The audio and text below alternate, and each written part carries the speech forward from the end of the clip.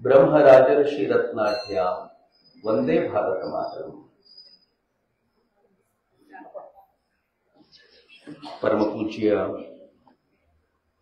ಪೇಜಾವರ ಶ್ರೀ ವಿಶ್ವಪ್ರಸನ್ನ ತೀರ್ಥ ಶ್ರೀಪಾದಂಗಳವರ ಚರಣ ಕಮಲಗಳಿಗೆ ಶ್ರದ್ಧೆಯ ನಮನಗಳನ್ನು ಸಮರ್ಪಿಸ್ತಾ ಈ ಕಾರ್ಯಕ್ರಮದಲ್ಲಿ ಉಪಸ್ಥಿತರಿರುವಂತಹ ಎಲ್ಲ ಬಾಗಲಕೋಟೆಯ ಭಕ್ತ ಬಂಧುಗಳಿಗೆ, ದೇಶಾಭಿಮಾನಿಗಳಿಗೆ ಶ್ರದ್ಧೆಯ ನಮಸ್ಕಾರಗಳನ್ನು ಸಮರ್ಪಿಸ್ತಾರೆ. ಗುರುಗಳು ಬರೋ ಮುಂಚೆನೆ ಗುರುಗಳ ಬಗ್ಗೆ ಒಂದೆರಡು ಮಾತು ಹೇಳ್ಬೋದು. ಯಾಕೆ ಅಂತಂದ್ರೆ ಅವ್ರು ಬಂದ ನಂತರ ಕೆಲವೊಂದು ಸಂಗತಿಗಳನ್ನು ಹೇಳಿದ್ರೆ ಅವ್ರಿಗೂ ಮುಜುಗರ ಆಗ್ಬಾರ್ದು, ನಮಗೂ ಮುಜುಗರ ಅಂತ ಅನ್ನಿಸ್ತಾ ಇರಬಾರ್ದು ಅಂತ. ಅವ್ರು ಹಾಗೆ ವರ್ಕೋಹಾಲಿಕ್, ಅವ್ರು ಸಿಕ್ಕಾಪಟ್ಟೆ ಕೆಲಸ ಮಾಡ್ತಾನೇ ಇರ್ತಾರೆ. ಸತ್ಯ ಹೇಳಬೇಕು ಅಂತಂದ್ರೆ ಪೇಜಾವರ ಶ್ರೀಗಳನ್ನ ಕಳ್ಕೊಂಡಾಗ ಒಂದ್ ಸ್ವಲ್ಪ ದುಃಖ ಅನ್ಸಿತ್ತು. ಅಯ್ಯೋ, ನೆಕ್ಸ್ಟ್ ಯಾರಪ್ಪ ಹಿಂಗ್ ಯಾರು ಮಾಡ್ತಾರೆ ಅಂತ. ನಾನು ಹೇಳಿದ್ರೆ ಅತಿಶಯೋಕ್ತಿ ಅಂತ ಭಾವಿಸ್ಬೇಡಿ, ಬಹಳ ಜನರಿಗೆ ಕೆಟ್ಟದ್ದು ಅಂತ ಅನಿಸ್ಬೋದು. ನಾನು ಹೇಳಿದ್ರೆ ಅವರಿಗಿಂತ ಒಂದಷ್ಟು ವೇಗವಾಗಿ, ಅವರಿಗಿಂತ ಒಂದಷ್ಟು ಹೆಚ್ಚು, ಒಂದು ತೂಕದಷ್ಟು ಹೆಚ್ಚು ಕೆಲಸವನ್ನ, ಅವರ ಮೇಲೆ ಅಭಿಮಾನ ನನಗೂ ಇದೆ, ನಿಮ್ಗೆ ಎಷ್ಟಿದೆಯೋ ಅದಕ್ಕಿಂತ ಸ್ವಲ್ಪ ಜಾಸ್ತಿ ಇದೆ ನನಗೆ, ಬೇರೆ ಬೇರೆ ಕಾರಣಗಳಿಗೆ. ಆದ್ರೆ ಈಗಿನ ಗುರುಗಳನ್ನು ನೋಡುವಾಗ ಇನ್ನೂ ಹೆಚ್ಚು ಆನಂದ ಆಗುತ್ತೆ. ಯಾಕೆ ಅಂತಂದ್ರೆ ಯಾವುದನ್ನ ಪೇಜಾವರ ಶ್ರೀಗಳು ಅರ್ಧಕ್ಕೆ ಬಿಟ್ಟು ಹೋದ್ರೋ ಅದನ್ನ ಪರಿಪೂರ್ಣ ಮಾಡ್ತಾರೆ ಮತ್ತು ಸಮರ್ಥವಾಗಿ ಮಾಡ್ತಾರೆ ಅನ್ನೋದಕ್ಕೆ ಅನೇಕ ನಿದರ್ಶನಗಳನ್ನು ಅವರು ಕೊಟ್ಟಿದ್ದಾರೆ. ಎರಡನೇದು, ಭಾರತದಲ್ಲಿ ಅನೇಕರಿಗೆ ಶಕ್ತಿ ಇರುತ್ತೆ, ಕೆಲವರಿಗೆ ಸಂಪತ್ತಿರುತ್ತೆ, ಕೆಲವರ ಬಳಿ ಅಧಿಕಾರ ಇರುತ್ತೆ, ಆದ್ರೆ ದೃಷ್ಟಿ ಇರೋದಿಲ್ಲ, ಏನ್ ಮಾಡ್ಬೇಕು ಅಂತ ಗೊತ್ತಿರಲ್ಲ. ನೀವು ತುಂಬಾ ದುಡ್ಡಿರೋರು ನೋಡಿ, ಅವ್ರು ಎಲ್ಲೆಲ್ಲಿ ಖರ್ಚು ಮಾಡ್ತಿರ್ತಾರೆ ಅಂತ ನೋಡಿದ್ರೆ ಗಾಬರಿ ಆಗ್ತಿರುತ್ತೆ ನಿಮ್ಗೆ. ಭಗವಂತ ಯಾತಕ್ಕಾದ್ರೂ ದುಡ್ಡು ಕೊಟ್ಟನಪ್ಪ ಅವ್ರಿಗೆ ಅಂತ ಅನ್ಸುತ್ತೆ. ಇನ್ನು ಕೆಲವರಿಗೆ ಅಪರೂಪಕ್ಕೆ ಅಧಿಕಾರ ಸಿಕ್ಕತ್ತೆ, ಅಧಿಕಾರವನ್ನು ಹೆಂಗೆ ವ್ಯಯ ಮಾಡ್ತಿರ್ತಾರೆ ಅಂತಂದ್ರೆ ಎಂತ ದುರಂತಪ್ಪ ಅಂತ ಅನ್ಸುತ್ತೆ. ಆದ್ರೆ ಎಲ್ಲವನ್ನೂ ಇಟ್ಕೊಂಡು ಸರಿಯಾದ ದೃಷ್ಟಿಕೋನವನ್ನು ಹೊಂದಿರುವಂತ ಒಬ್ಬ ಅಪರೂಪದ ಸಾಧುಗಳು ಇವತ್ತಿನ ಪೇಜಾವರ ಮಠಕ್ಕಿದ್ದಾರೆ. ಅದು ನಮ್ಮೆಲ್ಲರ ಭಾಗ್ಯ, ರಾಷ್ಟ್ರದ ಭಾಗ್ಯ, ಧರ್ಮದ ಭಾಗ್ಯ ಅಂತ ಭಾವಿಸ್ತೀನಿ. ಅವರ ವರ್ಧಂತಿಯ ಈ ಸಂದರ್ಭದಲ್ಲಿ ನಾನು ಅತ್ಯಂತ ಪ್ರೀತಿಯಿಂದ ಈ ಕಾರ್ಯಕ್ರಮದಲ್ಲಿ ಭಾಗವಹಿಸಿರೋದಕ್ಕೆ ಭಾಗ್ಯ ಅಂತ ಭಾವಿಸ್ತೀನಿ. ನೀವು ಕರೆ ಮಾಡಿದವರಿಗೆ ಕೇಳಿ, ನಾನು ತುಂಬಾ ಏನು ಹೇಳಲಿಲ್ಲ, ಇನ್ನೊಂದು ಕಾರ್ಯಕ್ರಮ ಇದೆ, ಮತ್ತೊಂದಿದೆ ಅಂತ. 2 ದಿನದ ಒಳಗೆ ನಾನು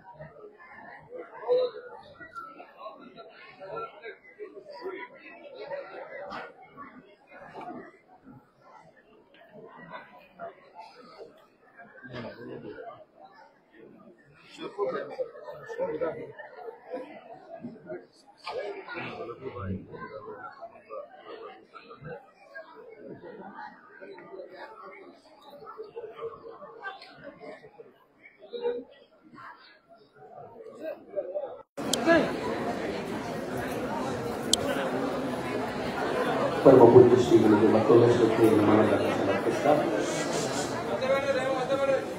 ಹಿಂದೂ ಸಮಾಜ ಒಂದು ಉತ್ಕರ್ಷದ ಹಂತದಲ್ಲಿದೆ. ಬಹುಶಃ ಕಳೆದ 75 ವರ್ಷಗಳಲ್ಲಿ ನಾವ್ಯಾರು ಕಾಣದ, ಇನ್ನೊಂದು ಹೆಜ್ಜೆ ಮುಂದೆ ಹೋಗಿ ಹೇಳೋದಾದ್ರೆ ಕಳೆದ 500 ವರ್ಷಗಳಲ್ಲಿ ಭಾರತ ಕಾಣದ ಒಂದು ಶ್ರೇಷ್ಠವಾಗಿರುವಂತಹ ಹಂತವನ್ನ ಇವತ್ತು ಹಿಂದೂ ಸಮಾಜ ಮುಟ್ಟಿದೆ. ಬಹುಶಃ ಆ ಹಂತಕ್ಕೆ ಬಂದು ನಿಂತಿದೆ. ನಾವೆಲ್ಲರೂ ಹೆಮ್ಮೆ ಪಡಬೇಕಾಗಿದೆ. ನನ್ ಬಹಳ ಜನ ಕೇಳ್ತಾರೆ, 500 ವರ್ಷ ಅಂತ ಹೇಗೆ ಧೈರ್ಯವಾಗಿ ಹೇಳ್ತೀಯಾ ಅಂತ. ಒಂದೇ ಒಂದು ಲೈನಲ್ಲಿ ಹೇಳ್ಬೋದು ಅಂತಂದ್ರೆ, ಯಾವ ರಾಮ ಮಂದಿರಕ್ಕೋಸ್ಕರ 500 ವರ್ಷಗಳ ಕಾಲ ಬಡದಾಡಿಯೂ ಏನು ಆಗಿರ್ಲಿಲ್ವೋ ಅದು ನಮ್ಮ ಕಾಲದಲ್ಲಿ ಆಗಿದೆ ಅಂತಂದ್ರೆ ಈ 500 ವರ್ಷಗಳ ಆ ಪೀಕನ್ನ ನಾವು ಮುಟ್ಟಿದ್ದೀವಿ ಅಂತ. ಹಿಂದುವಾಗಿರೋದು ಭಾಗ್ಯ ಅಂತ. ಆದ್ರೆ ಇದ್ರ ಜೊತೆಗೆ ಅನೇಕ ದುರದೃಷ್ಟಕರ ಸಂಗತಿಗಳು ನಮ್ಮ ಜೊತೆಗಿವೆ. ಹೇಗಿದೆ ಅಂತಂದ್ರೆ, ನಾನು ಕಾಲೇಜ್ ಹೋಗ್ಬೇಕಾದ್ರೆ ನನಗೊಬ್ರು ಹಿರಿಯರು ಬಹಳ ಚೆನ್ನಾಗಿ ಹೇಳಿದ್ರು. ಹಿಂದೂ ಸಮಾಜ ಅಂತಂದ್ರೆ ಹೇಗಿದೆ ಅಂತಂದ್ರೆ, ಈ ಒಟ್ಟಾರೆ ಭಾರತೀಯ ಸಮಾಜ, ಯಾರೋ ಒಬ್ಬ ಭಿಕ್ಷುಕ ಒಂದು ಚಿನ್ನದ ನಾಣ್ಯಗಳೇ ತುಂಬಿರುವ ಮೂಟೆ ಮೇಲೆ ಕೂತ್ಕೊಂಡು ಭಿಕ್ಷೆ ಬಿಡ್ತಿರ್ತಾನೆ.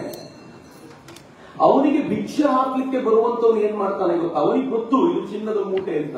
ಅವನು ಹಿಂದಕ್ಕೆ ಹೋಗಿ ಆ ಚಿನ್ನದ ಮೂಟೆಯಿಂದ ಒಂದಷ್ಟು ಚಿನ್ನದ ವರಹಗಳನ್ನ ಕದ್ದು ಅದರಲ್ಲಿ ಒಂದು ಚಿನ್ನವನ್ನ ವರಹವನ್ನು ಇವನಿಗೆ ಹಾಕ್ತಾನೆ. ಇವನಿಗೆ ಅದೇ ಸಂತೋಷ, ಅಬ್ಬಾ ಎಂಥ ಪುಣ್ಯವಂತ ಮನುಷ್ಯ, ನನಗೆ ಇವಂದೇ ಚೀಲದಿಂದ ಕದ್ದಿರೋದು. ನಾವು ಹಿಂದೂ ಸಮಾಜದವರು ಥೇಟ್ ಇದೇ ರೂಪಕಕ್ಕೆ ಹೊಂದಿಕೊಳ್ತೇವೆ. ನಾವು ಹೇಗಿದ್ದೇವೆ ಅಂತಂದ್ರೆ, ಅತ್ಯಂತ ಶ್ರೇಷ್ಠವಾಗಿರುವ ನಮ್ಮ ಸಮಾಜದಿಂದ ಸ್ವೀಕಾರ ಮಾಡಿ ನಮಗೆ ಹಾಕಿದ್ದನ್ನ ಎಷ್ಟು ಆನಂದಿಸ್ತೀವಿ, ಸಂಭ್ರಮಿಸ್ತೀವಿ ಅಂತಂದ್ರೆ ಅನೇಕ ಬಾರಿ ಬಹಳ ದುಃಖ ಎನಿಸುವಂತ ಸಂಗತಿ. ಮಿತ್ರ, ಜಗತ್ತಿನ ಅತ್ಯಂತ ಶ್ರೇಷ್ಠ ಧರ್ಮಗಳಲ್ಲಿ ಇರೋದು ಒಂದೇ ಧರ್ಮ ನನ್ನ ದೃಷ್ಟಿಯಿಂದ. ಮತ್ತು ಸ್ವಾಮಿ ವಿವೇಕಾನಂದರು ತುಂಬಾ ಸ್ಪಷ್ಟವಾಗಿ ಹೇಳ್ತಾರೆ, ಜಗತ್ನಲ್ಲಿ ಯೂನಿವರ್ಸಲ್ ರಿಲಿಜನ್ ಅಂತ ಕರೆದುಕೊಳ್ಳಬಲ್ಲಂತ ಯೋಗ್ಯತೆ ಯಾವುದಕ್ಕಾದ್ರೂ ಇದ್ರೆ ಅದು ಹಿಂದೂ ಧರ್ಮಕ್ಕೆ ಮಾತ್ರ ಅಂತ ಸ್ವಾಮಿ ವಿವೇಕಾನಂದರು ಬಹಳ ಹೆಮ್ಮೆಯಿಂದ ಹೇಳ್ತಾರೆ. ಆ ಅಭಿಮತಕ್ಕೆ ಯಾರದ್ದು ಅನುಮಾನವೇ ಇಲ್ಲ, ಅತ್ಯಂತ ಶ್ರೇಷ್ಠವಾಗಿರುವಂತದ್ದು. ಯಾಕೆ? ಒಂದಷ್ಟು ಚರ್ಚೆ, ತೀರಾ ಲೌಕಿಕವಾದ ಚರ್ಚೆಯನ್ನೇ ಮಾಡ್ತೀನಿ, ಮತ್ತೆ ಮತ್ತೆ ಸ್ವಲ್ಪ ಪಾರಮಾರ್ಥಿಕ ಚಿಂತನೆಗಳು ಬಂದ್ರೆ ನಾನು ಹೊಣೆಗಾರಕನಲ್ಲ. ಅದಕ್ಕೆ ಈ ಯಾಕೆ ಭಾರತ ಅತ್ಯಂತ ಶ್ರೇಷ್ಠವಾದ್ದು ಅಂತ ಯಾರಾದ್ರೂ ಕೇಳಿದ್ರೆ, ಭಾರತಕ್ಕೆ ಅತ್ಯಂತ ಹಳೆಯ ಪರಂಪರೆ ಇದೆ. ಹಿಂದೂ ಸಮಾಜಕ್ಕೆ ವಿಶೇಷವಾಗಿ ಭಾರತ ಅಂತ ಯಾವಾಗ ಹೇಳ್ತೀನೋ ಹಿಂದೂ ಸಮಾಜ ಅಂತಾನೆ. ಯಾಕೆ ಅಂತಂದ್ರೆ, ಯಾವ್ಯಾವ ಮತಗಳು ಇವತ್ತು ಭಾರತದ ಅವಿಭಾಜ್ಯ ಅಂಗಗಳು ತಾವು ಅಂತ ಹೇಳ್ಕೊಳ್ತಾವೋ ಅವರೆಲ್ಲ ಹುಟ್ಟೋಕ್ಕಿಂತ ಮುಂಚೆಯೂ ಭಾರತ ಎನ್ನುವ ರಾಷ್ಟ್ರ ಇತ್ತು. ಈ ದೇಶದ ಅಭಿಮಾನಿಗಳಾಗಿ ಹಿಂದೂಗಳು ಇಲ್ಲಿದ್ರು ಅಂತ. ಆ ಕಾರಣಕ್ಕೆ ಭಾರತ ಹಿಂದೂ ಧರ್ಮಕ್ಕೆ ಸಂವಾದಿ ಅಂತ. ಸ್ವತಃ ಸಾವರ್ಕರ್ ಹೇಳ್ತಾರೆ, ಆ ಸಿಂಧು ಪರ್ಯಂತ ಯಸ್ಯ ಭಾರತ ಭೂಮಿಕಾ ಪಿತೃಭೂ ಪುಣ್ಯಭೂಶ್ಚೈವ ಸಮೈ ಹಿಂದುರಿತ ಸ್ಮತಃ. ಯಾರು ಈ ಸಿಂಧುವಿನಿಂದ ಸಾಗರದಿಂದ ಹಿಡಿದು ಹಿಮಾಲಯದವರೆಗೆ ಹಬ್ಬಿರುವಂತ ಈ ಭೂಮಿಯನ್ನ ಪಿತೃಭೂಮಿ ಪುಣ್ಯ ಭೂಮಿ ಅಂತ ಗೌರವಿಸ್ತಾರೋ ಅವರೇ ಹಿಂದೂಗಳು ಅಂತ. ಏನು ಅದ್ಭುತವಾಗಿರುವಂತಹ ಡೆಫಿನೇಷನ್ ಇದು. ಇದಕ್ಕಿಂತ ಒಳ್ಳೆಯ ಡೆಫಿನೇಷನ್ ಹಿಂದೂ ಧರ್ಮಕ್ಕೆ ಸಿಗೋದ್ ಕಷ್ಟ. ಅಷ್ಟು ಸುಂದರವಾಗಿರುವಂತಹ ಡೆಫಿನೇಷನ್ ಸಾವರ್ಕರ್ ಕೊಟ್ಟರು. ಇದರ ಆಧಾರದ ಮೇಲೆ ಭಾರತ ಅಂದಾಗೂ ಹಿಂದೂ ಅಂತಾನೆ. ಹಿಂದೂ ಅನ್ನೋದು ಭಾರತದ ರಾಷ್ಟ್ರೀಯತೆ ಅಂತ. ಇದಕ್ಕೆ ಯಾರದ್ದು ಅನುಮಾನ ಬೇಕಿಲ್ಲ. ಯಾಕೆ ಹಿಂದೂ ಧರ್ಮ ಅತ್ಯಂತ ಶ್ರೇಷ್ಠ? ಜಗತ್ತಿನ ಅತ್ಯಂತ ಪ್ರಾಚೀನ ಪರಂಪರೆ ನಮ್ದು. ಎಷ್ಟು ಪ್ರಾಚೀನ ಪರಂಪರೆ ಅಂತಂದ್ರೆ, ಶ್ರೀಕಂಠ ಶಾಸ್ತ್ರಿಗಳು ತುಂಬಾ ವಿಸ್ತಾರವಾಗಿರುವಂತ ಸಂಶೋಧನೆಯ ನಂತರ ಅವ್ರು ಏನ್ ಹೇಳ್ತಾರೆ ಅಂತಂದ್ರೆ, ಸಂಹಿತೆಗಳ ಕಾಲ, ವೇದಗಳಲ್ಲಿರುವಂತ ಸಂಹಿತೆಗಳ ಕಾಲ ಇವತ್ತಿಗೆ ಹೆಚ್ಚು ಕಡಿಮೆ 10,000 ವರ್ಷಗಳ ಹಿಂದೆ ಅಂತ. ಇವತ್ತಿಗೆ 10,000 ವರ್ಷಗಳ ಹಿಂದೆ ಸಂಹಿತೆಗಳು ಹುಟ್ಟಿದ್ವು ಅಂತ ಅವರು ಸಿಗುವಂತ ಏನು ತಮಗೆ ಸಿಕ್ಕಿರುವಂತ ಸಾಹಿತ್ಯದ ಆಧಾರದ ಮೇಲೆ, ತಮಗೆ ಸಿಕ್ಕಿರುವಂತ ವಸ್ತುಗಳ ಆಧಾರದ ಮೇಲೆ ಉಲ್ಲೇಖ ಮಾಡ್ತಾರೆ. ಭಾರತದ ಪರಂಪರೆ, ಹಿಂದೂ ಪರಂಪರೆ ಇದಕ್ಕಿಂತಲೂ ಆಳವಾದ್ದು ಅನ್ನೋದು ಯಾವುದಕ್ಕೂ ಅನುಮಾನ ಇಲ್ಲ. ಆದ್ರೆ 10,000 ವರ್ಷ ಅಂತಾದ್ರೂ ಇಟ್ಕೊಳ್ಳಿ, ಮಿನಿಮಮ್ ನಂಬರ್ ಆದ್ರೂ ಇಟ್ಕೊಳ್ಳೋಣ. 10,000 ವರ್ಷಗಳ ಹಿಂದೆ ಇತ್ತು ಅಂತಂದ್ರೆ ಆಶ್ಚರ್ಯ ಏನ್ ಗೊತ್ತಾ? ಬರೀ ಇತ್ತು ಅಷ್ಟೇ ಅಲ್ಲ, ಇದ್ದಿದ್ದು ಇವತ್ತಿನವರೆಗೂ ಮುಂದುವರೆಕೊಂಡು ಬಂದಿದೆ ಅಂತಂದ್ರೆ 10,000 ವರ್ಷಗಳನ್ನ ದಾಟಿಯೂ ಉಳ್ಕೊಂಡು ಬಂದಿರುವಂತ ಏಕೈಕ ಪರಂಪರೆ ನಮ್ಮದು ಅಂತ ಹೆಮ್ಮೆ. ನಾನು ನೀವು ಒಂದು ಪುಸ್ತಕ ಬರೆದ್ರೆ ಪುಸ್ತಕ ಬರೆದು 15 ದಿನದಲ್ಲಿ ನೆನಪಿರಲ್ಲ ಯಾರಿಗೆ. ಬಿಡುಗಡೆ ಆಗಿದ್ದ ಪುಸ್ತಕ ಯಾವುದು ಅಂತ ಮರ್ತೋಗಿರ್ತಾರಲ್ಲ. ಆದ್ರೆ ಅಂಥದ್ರಲ್ಲಿ ವೇದಗಳನ್ನ ಸೃಜಿಸಿದ ಭಾರತೀಯ ಪರಂಪರೆ ಇವತ್ತಿನ ಮಕ್ಕಳು ಕೂಡ ಅವತ್ ಹೇಗೆ ನಮ್ಮ ಋಷಿಗಳು ಮತ್ತು ಗುರುಕುಲದಲ್ಲಿ ಹೇಳ್ತಿದ್ರೋ ಅದೇ ಸ್ವರದಲ್ಲಿ ಹೇಳುವಂತೆ ಇಷ್ಟು ಸುಂದರವಾಗಿ ಉಳಿಸ್ಲಿಕ್ಕೆ ಸಾಧ್ಯವಾಗಿದ್ದಾದ್ರೂ ಹೇಗೆ? ಪರಂಪರೆಯ ಶಕ್ತಿಯನ್ನ ಇಮ್ಯಾಜಿನ್ ಮಾಡಿ. ಏನ್ ಅದ್ಭುತವಾಗಿರುವಂತಹ ಪರಂಪರೆ ಇದು. ಈ ಪರಂಪರೆಯ ಇಂದಿನ ವಾರಸುದಾರರು ನಾವು. ಹೆಮ್ಮೆ ಆ ಕಾರಣಕ್ಕೋಸ್ಕರ. ಇನ್ನೆರಡನೇದು, ಭಾರತದ ಇತಿಹಾಸ ಅತ್ಯಂತ ಆಳವಾದ. ಈ ಇತಿಹಾಸದ ಆಳ ಎಂತದ್ದು ಅಂತಂದ್ರೆ, ನಾನು ಪರಂಪರೆಯ ಬಗ್ಗೆ ಮಾತನಾಡುವಾಗ ಹೆಂಗೆ ಹೇಳಿದ್ನೋ ಹಾಗೆ. ನೀವು ಇಸ್ಲಾಂ ಯಾವಾಗ ಹುಟ್ಟಿತು ಅಂತ ನೀವು ಕೇಳಿದ್ರೆ ನಾನು ಬಹಳ ಆಶ್ಚರ್ಯದ ಸಂಗತಿ ನಿಮ್ಗೆ ಹೇಳ್ತೀನಿ. ಮಗಧರ ಸಾಮ್ರಾಜ್ಯದ ನಂತರ, ಮಗಧರು ಆಳಿದ್ರು ಸುದೀರ್ಘ ಕಾಲ, ಮೌರ್ಯರು ಈ ದೇಶವನ್ನ ಆಳಿದ್ರು. ಅದಾದ ನಂತರ ಈ ದೇಶದ ಮೇಲೆ ಆ ಸಂದರ್ಭದಲ್ಲಿ ಮೌರ್ಯರಿಗಿಂತ ಮುಂಚೆ ಗ್ರೀಕರ ಆಕ್ರಮಣ ಆಗಿತ್ತು. ಆ ನಂತರ ಶಕರ ಆಕ್ರಮಣ ಆಯಿತು, ಹೂಣರ ಆಕ್ರಮಣ ಆಯಿತು, ಕುಶಾಣರ ಆಕ್ರಮಣ ಆಯಿತು. ಆ ನಂತರ ಈ ದೇಶಕ್ಕೆ ಗುಪ್ತರ ಕಾಲ ಬಂತು. ಎಲ್ಲೋ ಗುಪ್ತರ ಕಾಲ ಬಂದಾಗ ಆ ಗುಪ್ತರ ಕಾಲ ಮುಗಿಯುವಷ್ಟು ಹೊತ್ತಿಗೆ ಇಸ್ಲಾಂ ಹುಟ್ಟಿತು. ನನ್ನ ದೇಶದಲ್ಲಿ ಎಷ್ಟು ಆಗೋಯ್ತು, ಇತಿಹಾಸದಲ್ಲಿ ಎಷ್ಟೊಂದು ಕಾಲಗಳು ಕಳೆದೋದ ನಂತರ ಅಲ್ಲಿ ಹುಟ್ಟಿದ್ದು ಇಸ್ಲಾಂ. ಭಾರತದ ಇತಿಹಾಸ ಅಂತ ನಾವು ಯಾವುದನ್ನು ಗುರುತಿಸ್ತೀವೋ ಅಲ್ಲಿಂದ ಹೆಚ್ಚು ಕಡಿಮೆ 1-1.5 ವರ್ಷಗಳ ನಂತರ ಇಸ್ಲಾಂ ಹುಟ್ಟಿದೆ. ಇಸ್ಲಾಂ ಹುಟ್ಟಿ ಇವತ್ತಿಗೆ ಹೆಚ್ಚು ಕಡಿಮೆ 1,400 ವರ್ಷ ಆಗಿರ್ಬೋದು, ಅದಕ್ಕಿಂತ ಹಿಂದೆ ಅಲ್ಲ. ಕ್ರಿಶ್ಚಿಯಾನಿಟಿ ಹುಟ್ಟಿ ಇವತ್ತಿಗೆ 2,000 ವರ್ಷಗಳ ಹಿಂದೆ ಆಗಿರಬಹುದು. ಆದರೆ ಅದಕ್ಕಿಂತಲೂ ಹಿಂದೆ ಈ ದೇಶದಲ್ಲಿ ರಾಜರುಗಳಾಳಿದ್ದ. ನಮ್ಮ ಮಹಾಭಾರತ ಮತ್ತು ರಾಮಾಯಣದ ಬಗ್ಗೆ ಮಾತನಾಡ್ತಿಲ್ಲ. ನಮ್ಮ ಇತಿಹಾಸ ಎಷ್ಟು ಆಳಕ್ಕಿದೆ ಅಂತಂದ್ರೆ ಇಡೀ ಜಗತ್ತು ಕೂಡ ಇವತ್ತಿಗೂ ಗಾಬರಿ ಆಗುತ್ತೆ. ಈ ಹಿಂದೂ ಸಂಸ್ಕೃತಿ ಅಂತ ಯಾವುದನ್ನು ಕರಿತೀವೋ ಆ ಸಂಸ್ಕೃತಿಯ ಜೊತೆಯಲ್ಲೇ ಹುಟ್ಟಿದಂತ, ಅಥವಾ ಹಂಗೆ ಇವ್ರೇನು ಹೇಳ್ತಾರೋ ಹಾಗೆ, ನನಗೆ ಈಗಲೂ ಕೂಡ ಅದರ ಒಪ್ಪಿಗೆ ಇಲ್ಲ. ನಾನು ಇವತ್ತಿಗೂ ಕೂಡ ಅತ್ಯಂತ ಪ್ರಾಚೀನ ಸಂಸ್ಕೃತಿ ನಮ್ದೇನು ಒಪ್ಕೊಳ್ತೀನಿ. ಆದ್ರೆ ಅನೇಕ ಇತಿಹಾಸಕಾರರು ಅವರು ಹೇಳೋ ಪ್ರಕಾರ ಅದರ ಸಮಕ್ಕೆ ಅನೇಕ ಸಂಸ್ಕೃತಿಗಳು ಹುಟ್ಟುಕೊಂಡು ಹೋಗ್ತಾರೆ. ಆ ಸಂಸ್ಕೃತಿಗಳು ಯಾವುವು ನಮ್ಮೊಂದಿಗೆ ಇದ್ದ ಯಾವ ಸಂಸ್ಕೃತಿಯು ಇವತ್ತು ಜೀವಂತವಾಗಿ ಉಸಿರಾಡ್ತಾ ಇಲ್ಲ. ಅಷ್ಟು ಹಳೆಯ ಸಂಸ್ಕೃತಿ ಯಾವುದಾದ್ರೂ ಇವತ್ತಿಗೂ ಜೀವಂತವಾಗಿ ಉಸಿರಾಡ್ತಿದೆ ಅಂತಂದ್ರೆ ನಮ್ಮ ಸಂಸ್ಕೃತಿನೇ. ಯೋಚನೆ ಮಾಡಿ, ಏನು ಅದ್ಭುತ ಇದು. ನಂಗೆ ಗೊತ್ತಿಲ್ಲ ನಿಮ್ಗೆ ಹೇಗೆ ಅರ್ಥ ಮಾಡ್ಕೊಳ್ತಿದ್ದೀರೋ. 10,000 ವರ್ಷಗಳ ಹಿಂದೆ ಹೀಗೆ ಒಬ್ಬ ಸಂತರು ಬಂದು ಒಂದು ವೇದಿಕೆ ಮೇಲೆ ಕೂತ್ರೆ ಯಾರೋ ಒಬ್ರು ಇದೇ ರೀತಿ ಪರಂಪರೆ ಬಗ್ಗೆ ಮಾತನಾಡ್ತಿದ್ರು. 5,000 ವರ್ಷಗಳ ಹಿಂದೆ ಮತ್ತಾರೋ ಸಂತರು ಕೂತಿರ್ತಿದ್ರು, ಇನ್ಯಾರೋ ಪರಂಪರೆ ಬಗ್ಗೆ ಮಾತನಾಡ್ತಿದ್ರು. ಈಗ 2025ನೇ ವರ್ಷದಲ್ಲಿ ಆಚಾರ್ಯರು ಕೂತಿದ್ದಾರೆ, ಗುರುಗಳು ಕೂತಿದ್ದಾರೆ, ನಾನ್ ಮಾತನಾಡ್ತಿದ್ದೀನಿ, ನೀವು ಕೇಳ್ತಿದ್ದೀರಾ. ಈ ಪರಂಪರೆ ಕಳೆದ 10,000 ವರ್ಷಗಳಿಂದ ನಡ್ಕೊಂಡು ಬಂದಿದೆ. ಏನು ಅದ್ಭುತ ಇರ್ಬೋದು ಇದು. ಹೇಗೆ ಉಳ್ಳಿಕ್ಕೆ ಸಾಧ್ಯವಾಯಿತು? 100 ವರ್ಷಗಳಲ್ಲಿ ನಮ್ಮ ಇಡೀ ಮನೆತನವೇ ಧ್ವಂಸಗೊಂಡು ಹೋಗುತ್ತೆ. 100 ವರ್ಷಗಳು, 130 ವರ್ಷ ನಾವು ಮನೆ ತೋರಿಸಿ ಈ ಮನೆ 130 ವರ್ಷ ಆಯ್ತು ಅಂದ್ರೆ ಹಬ್ಬ ಅಂತೀವಿ. ಒಂದು ಮನೆ 130 ವರ್ಷ ಆಯ್ತು ಅಂದ್ರೆ ಹಬ್ಬ ಅಂತ ಹೇಳ್ಬೋದಾದ್ರೆ ಈ ಪರಂಪರೆ, ಇದರ ಇತಿಹಾಸಕ್ಕೆ 1000 ವರ್ಷಗಳ ಹಿನ್ನೆಲೆ ಇದೆಯಲ್ಲ, ಇನ್ನೆಷ್ಟು ಹಬ್ಬ ಅನ್ಬೇಕಿದಕ್ಕೆ ಎಂದು ಯೋಚನೆ ಮಾಡಿ ಅಂತ. ನಾವು ಅದರ ವಾರಸುದಾರರು. ನನಗೆ ಯಾಕೆ ಹಿಂದುತ್ವದ ಬಗ್ಗೆ ಮಾತನಾಡುವಾಗ ಬಹಳ ಹೆಮ್ಮೆ ಅನ್ಸುತ್ತೆ ಅಂತಂದ್ರೆ, ನಾನು ಯಾವುದೋ ನೆನ್ನೆ ಮೊನ್ನೆ ಹುಟ್ಟಿದ್ರ ಬಗ್ಗೆ ಸೇರಿದವನ ಬಗ್ಗೆ ಮಾತಾಡ್ತಿರೋದಲ್ಲ. ನಾನು ನನ್ನ ಪೂರ್ವಜರ ಬಗ್ಗೆ ಮಾತನಾಡುವಾಗಲೆಲ್ಲ ಅತ್ಯಂತ ಹೆಮ್ಮೆಯಿಂದ ನಿಲ್ತೀನಿ. ಯಾಕೆ ಅಂತಂದ್ರೆ ಇವತ್ತಿನವರೆಗೂ ಅವ್ರು ಹೇಳಿದ್ದನ್ನ ಅನುಸರಿಸಲಿಕ್ಕೆ ಬೇಕಾಗಿರುವಂತ ವಾತಾವರಣವನ್ನ ನಮ್ಗೆ ಕೊಟ್ಟು ಹೋದ್ರು ಅಂತಂದ್ರೆ ಎಂತ ಶ್ರೇಷ್ಠ ವಾತಾವರಣ ನಾವು ಕೊಟ್ಟು ಹೋಗಿರ್ಬೋದು. ನಾನು ಅವ್ರ ಪರವಾಗಿ ನಿಂತಿದ್ದೀನಿ ಅಂತ ಹೇಳಬೇಕಾದ್ರೆ ಬಹಳ ಖುಷಿ ಅಂತ. ಅದಕ್ಕೆ ನಾನು ಹೇಳುದು, ಭಾರತೀಯ ಸಂಸ್ಕೃತಿ ಅಂತಂದ್ರೆ ಅತ್ಯಂತ ಸುದೀರ್ಘ ಕಾಲ ಉಸಿರಾಡ್ತಾ ಇರುವಂತ ಸಂಸ್ಕೃತಿ. ಅದಕ್ಕೆ ಹೇಳ್ತಾರೆ ಸನಾತನ ಅಂತಂದ್ರೆ ಅದು ಅತ್ಯಂತ ಹಳೆಯದ್ದಾದರೂ ಹೊಸಬರಿಗೂ ಉಸಿರಾಡಲಿಕ್ಕೆ ಬೇಕಾಗಿರುವಂತ ವಾಯುವನ್ನು ಕೊಡಬಲ್ಲದ್ದು ಯಾವುದಿದೆಯೋ ಅದು ಸನಾತನ ಅಂತ. ನಾವು ಅಂಥ ಸನಾತನಕ್ಕೆ ಸೇರಿದ್ದೀವಿ ಅನ್ನೋದು ಬಹಳ ಹೆಮ್ಮೆಯ ಸಂಗತಿ ಅಂತ. ಆದ್ರೆ ಯೋಚನೆ ಮಾಡಿ, ಯಾವತ್ತು ನಾವು ಉಳ್ಕೊಂಡ್ವಿ? ಇವತ್ತಿನ ಅನೇಕ ಮತಪಂಥಗಳನ್ನ ನೋಡಿದಾಗ ಅನ್ಸುತ್ತೆ ಅವರುಗಳು ಹೇಗಿದ್ದಾರೆ ಅಂತಂದ್ರೆ, ಒಂದು ಭಾರತದ ವೈಶಿಷ್ಟ್ಯ, ಹಿಂದೂ ಧರ್ಮದ ವೈಶಿಷ್ಟ್ಯ ಅಂದ್ರೆ ಹೊಸತನಕ್ಕೆ ತನ್ನ ಹಳೆಯ ಶಕ್ತಿಯನ್ನು ಬಿಡದೆ ಹೊಸತನಕ್ಕೆ ಜೋಡಿಸಿಕೊಳ್ಳಬಲ್ಲಂತ ತಾಕತ್ತು ನಮಗೆ ಮಾತ್ರ ಇರಲ್ಲ. ಜಗತ್ತಿನ ಅನೇಕ ಮತಪಂಥಗಳು ಹೇಗಿವೆ ಗೊತ್ತಾ?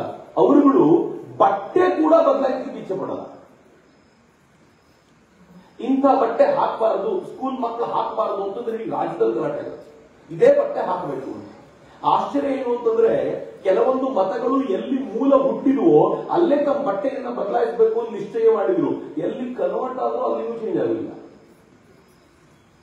ಅಂದ್ರೆ ಈ ತರದ ರಿಜಿಡಿಟಿ ಅಲ್ಲಿದೆ.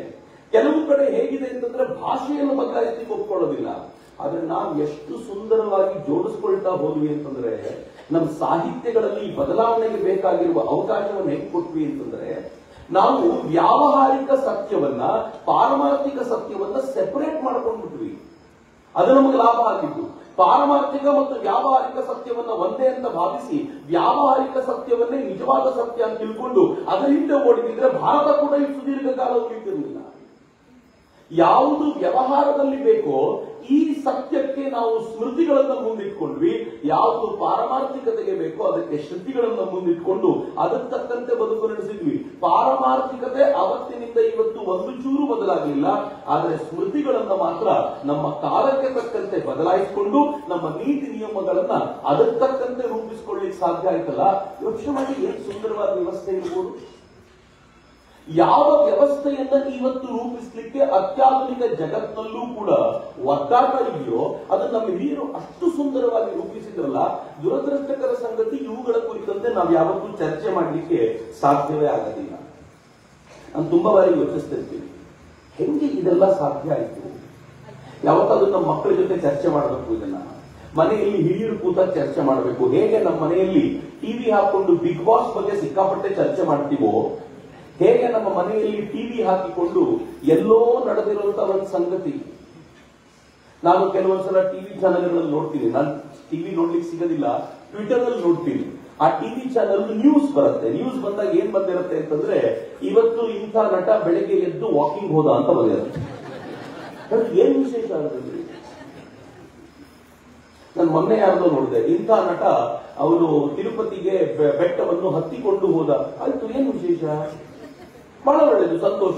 ನಮ್ಗೆ ಏನ್ ಸಂಭ್ರಮ ಇದೆ ಅದರಲ್ಲಿ ಅಂತಂದ್ರೆ, ಆದ್ರೆ ಯಾವತ್ತಾದ್ರೂ ನಮ್ಮ ಜೊತೆ ಇರುವಂತ ತರುಣ ಪೀಳಿಗೆಗೆ, ಇವತ್ತು ತರುಣರ ಕುರಿತು ಸ್ವಲ್ಪ ಮಾತಾಡಿ ಹೇಳಿದ್ದಾರೆ, ತರುಣ ಪೀಳಿಗೆಗೆ ಯಾವತ್ತಾದ್ರೂ ವಾವ್ ಅನ್ಸುವಂತ ಈ ತರ ಸಂಗತಿಗಳನ್ನು ಕೇಳಿದೀವ?